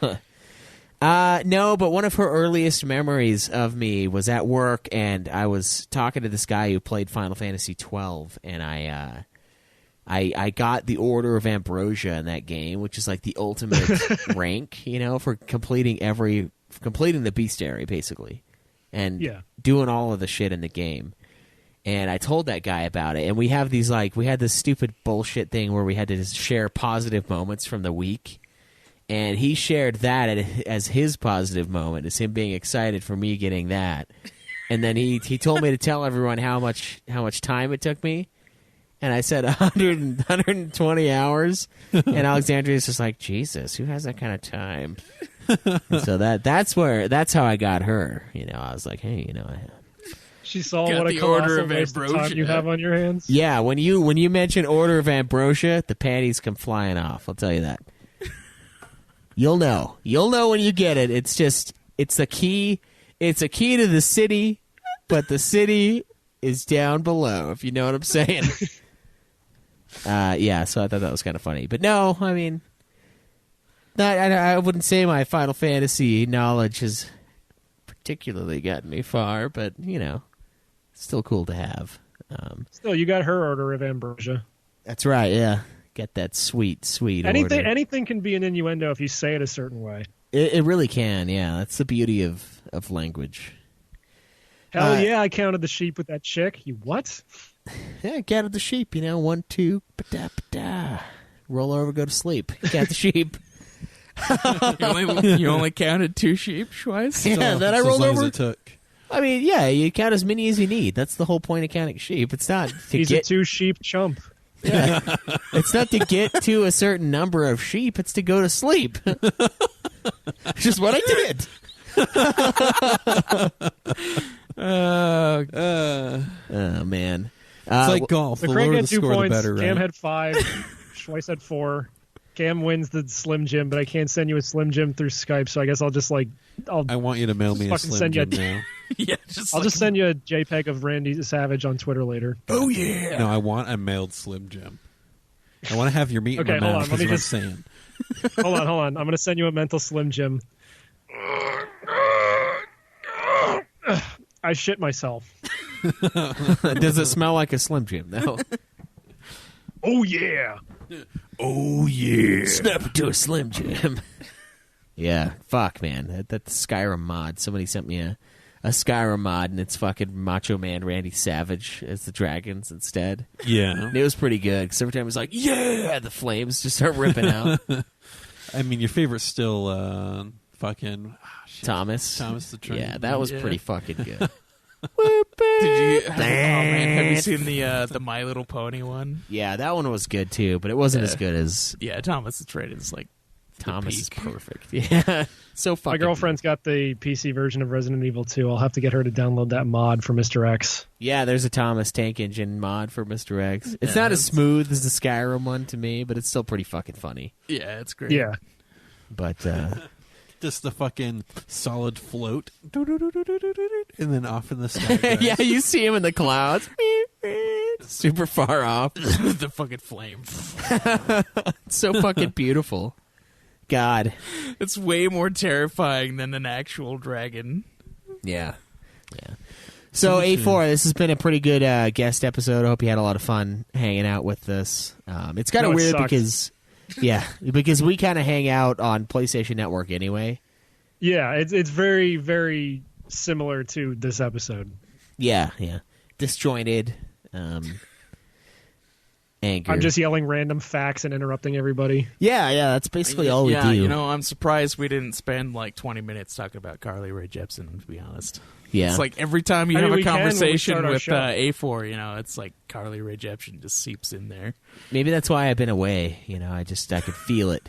I could feel that I don't belong. I just distance myself. But yeah, man, thank you a lot for the support. I know you won the audience or the Big Tits Award for last year. I have the Nude Clan notebook in my car. I'm going to mail it out today. I'll probably get it like Monday or Tuesday or Wednesday, something like that. So you'll have that little piece of Nude Clan forever. Most of the book is unfilled because Joe wasn't drawing dicks for nearly as many I was going to months. say, I can do dick drawings in his stead. Yeah, do it. And then tweet us the pictures, of course. Oh, hell yeah. So we can check it on our work I mean, did you computers. see the fucking? I was afraid to share this because I'm like, I'm gonna lose so many followers. But when Arby's had the fucking Arby's waifu, yeah. I didn't see your, like, true one. Arby's yeah, waifu? but I definitely drew a sauce packet of Arby's sauce as a woman with a huge dick. So Oh, I didn't see that. yeah, and she's saying we have the meats. Perfect. And I'm not even the first person to do that exact drawing. Someone else did the same thing. Oh, really? Yeah, some guy like 2 days earlier did, and I didn't see this until way later. But some guy drew her with like a tiny dick and saying we have the meats, and I'm like, fuck! I thought I was first.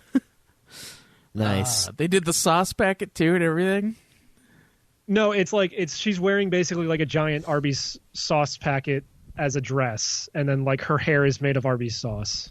And they made And that? Arby's was like, draw this in your style, and I'm like, you do not know what you have just unleashed upon the guy who manages your Twitter feed. Yeah.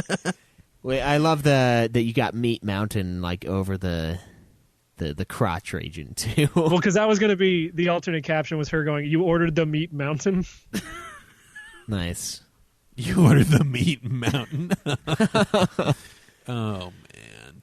That's interesting that you guys drew basically the same thing. That's crazy.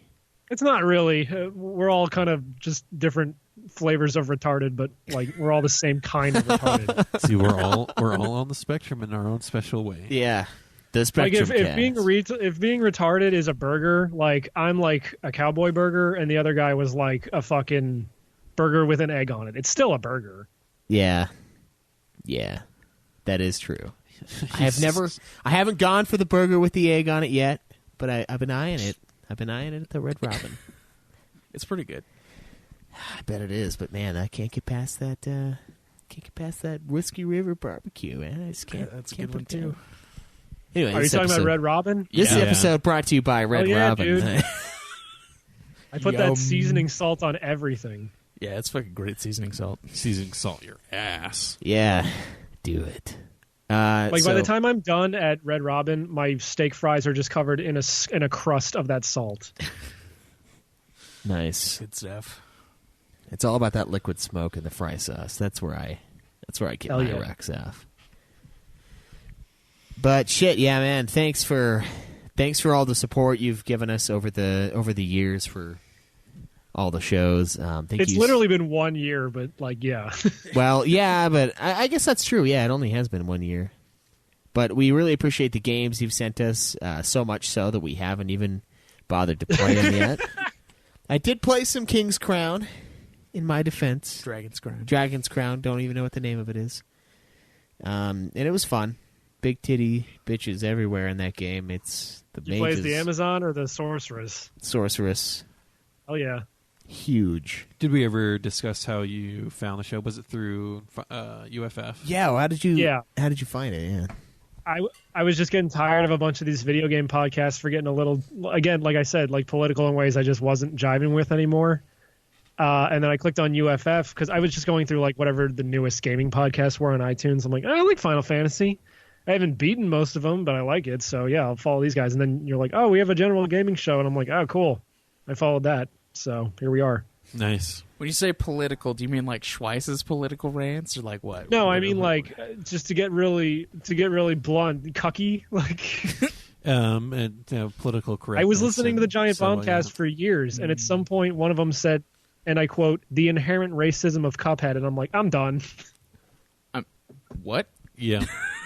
Yeah, I know, right? It's like reading the article inherent where a PBJ was racism racist. of Cuphead, a game Yeah, I know. about food and cups and objects, is racist. I know. I'm also here in the present. I know how silly it is. I want that person to fucking explain to me. I, too, have a functioning brain and understand the dilemma you are in. I also write on the side for Polygon. Fucking Polygon. I know. I want these people to tell me like how their brain works, like that But they that's what I mean. All arrive these at this gaming podcasts- this conclusion. Like I want to know. It's All gonna these bug gaming me. podcasts were getting really, for lack of a better word, Kotaku-y, and I was like, I can't jive with this anymore. And then I found Nude Clan and UFF, and it's like, these guys are funny, and they don't like run ads, and they're not apologetic for being funny, and I love that. Yeah. Every time we get a reviewer on Ultima where they're like, oh, you guys is racist, blah, blah, blah, is too much for me, 2 stars. I'm like, nah, fuck you. If you think I'm a racist, you're an idiot. You're just too sensitive. Well, because I left that review then what was like, no, please read this review again in the most racist Asian accent you can muster. And you didn't do it, to be fair, but, you know, you got the joke. Thought about it. I'm gonna play that Cuphead, and I'm gonna like look for the racism. Yeah, what if you Someone find was it? like, oh, King Dice looks like Cab Calloway, and it's like, I guess, I don't know. Like, Yeah, I don't know, man. People are just fucking nuts these days, but glad you yeah, found but us. that's what I mean. You guys don't waste your time getting upset about things that don't matter. You waste your time getting upset about things that do matter, like the Postal Service and whether or not completing a full season of Madden 19 counts as a game on your list. Exactly. Those are the real issues of our day. Yeah, Exactly.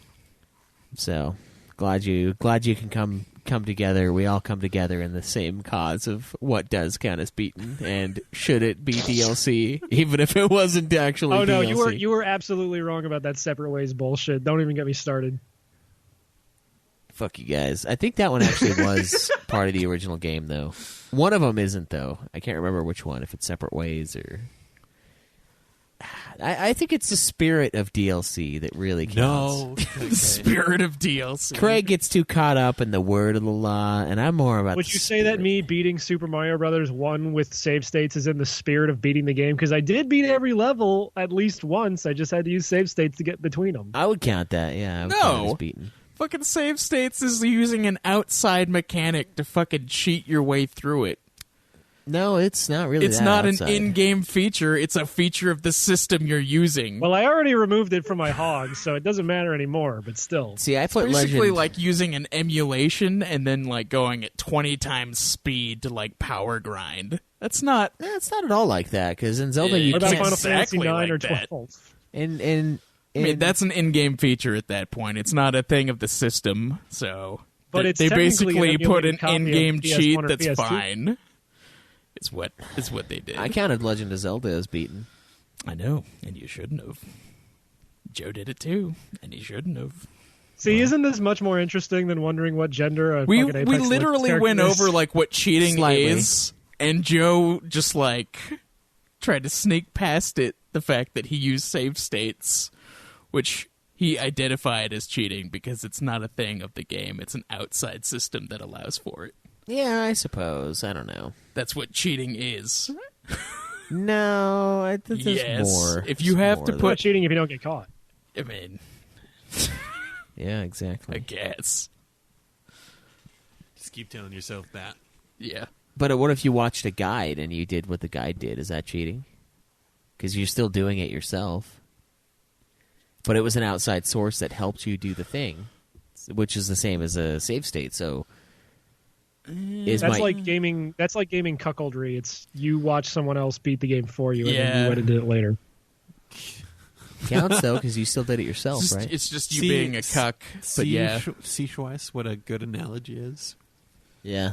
Yeah. Well, you see, you get this sponge, this cup of water, and the water is the video that you're watching to help you get the ICO Platinum. You're And watching someone else sponge the water, and then you go sponge the same water, but it's not the same because it still has the pieces of sponge from the previous sponge in it. Exactly. So it's a little bit different. So it counts as If something. you have a boat and then you disassemble that entire boat and then you use what is that fucking stupid problem? Do you know what I'm talking about with like the Greek boat? And it's like if you rebuild this boat, is it even still the same boat? I don't know what that's called. Yeah. I forget what it's called too. I was just gonna make the joke where it's use like the if I took exact this boat same apart pieces? and rebuilt it over here, did I beat Super Mario Brothers? I'd say count it. Yeah, fuck it. Modern comforts. Lies. It's not modern comforts. I would got other say ways I I would could say look looking up at a the map words. for Legend of Zelda is almost as cheap as using save states No. because you wouldn't be There able to is find. an entire difference right there. Would someone from the '80s count what we would do without? Dude, save fucking states? save states, like, fucking, like, when you're playing a platformer to save between each jump because you can't fucking make it, that's... No, someone from the 80s, You- someone from the 80s would come onto the show and be like, "What the fuck is gender fluid?" Yeah. I Apex. I didn't know you could milk gender. No, Some I know what gender Mario fluid. Brothers is. What the fuck are you talking about? Yeah. Liquid gender. Liquid. gender, Yeah. brother. Yeah, I'm snap a into woman can now. Snap into a can of booty sweat. It's fucking solid gender, and there's also gas gender. Yeah. Solidest gender. He's the president Snap of the United into a States. can of gender. Metal queer. The fucking headphones call. It's a great spoof series right there. It's We gonna be also amazing. almost did Metal call an Queer episode of our Solid. show Metal Queer Solid. Oh wow, nice. You should have. But instead we called it Some Days You Feed on a Pea Frog. So I don't know if that's an upgrade or not. I don't know. You have to listen. I really. don't, yeah. But man, yeah, thanks. It's been a lot of fun hanging out. We will try to get back on and hang out with you online. I mean, obviously I have to go to you work. know me and Craig will, not Schweiss, though. Yeah, I'll probably be on as soon as I get home. Yeah, I got to go to work. Half so an hour. fuck me, for having a job here. Cam, I gotta go to work. I gotta work. I got a plan. Back in the old days, I could just quit the jobs, but I can't quit this one. Man, that's sad. Anyway, guys. Do you What? So- no, go. End the show before I tell another dumb joke. Guys, please check out our other podcasts. I have a Game of Thrones podcast that I am extremely proud of, so you should fucking listen to it, because no one listens to it. I mean, a bunch of people listen to it, but I need more. I mean, a bunch of it's super successful. I mean, It's extremely successful, but I know it's not as successful as the Nude Clan, because I can see it. So, guys, if you've watched Game of Thrones, and don't mind me spoiling everything from the very beginning of this review podcast, check it out. It's For a Few Chickens More, a song of Schweiss and Johnson. Good podcast. Our good man / Craigert here has his own little side project that he's been working on. The Puff Puff Hour, the Puff Dragon Puff Quest Hour. podcast. They're working on getting a Dragon Quest IX review done at some point in the next 5 years. And next game up, you guys are playing Dragon Quest XI, so Yeah. stay tuned for that. Check that podcast out. I also have Ultima Final Fantasy, the ultimate Final Fantasy podcast. Please listen to that if you're into Final Fantasy at all. And a lot of great stuff there. We're working on the Dissidia games at the moment, so a lot of exciting fighters going on in our lives. Guys, Support the show. Patreon.com/NudeClan. Give us a couple bucks. Enter the drawing. The drawings are going to get even more amazing. Got some great games coming up. Devil May Cry 5 is going to be part of that once we all beat the game. We'll toss it in the bin for the giveaways.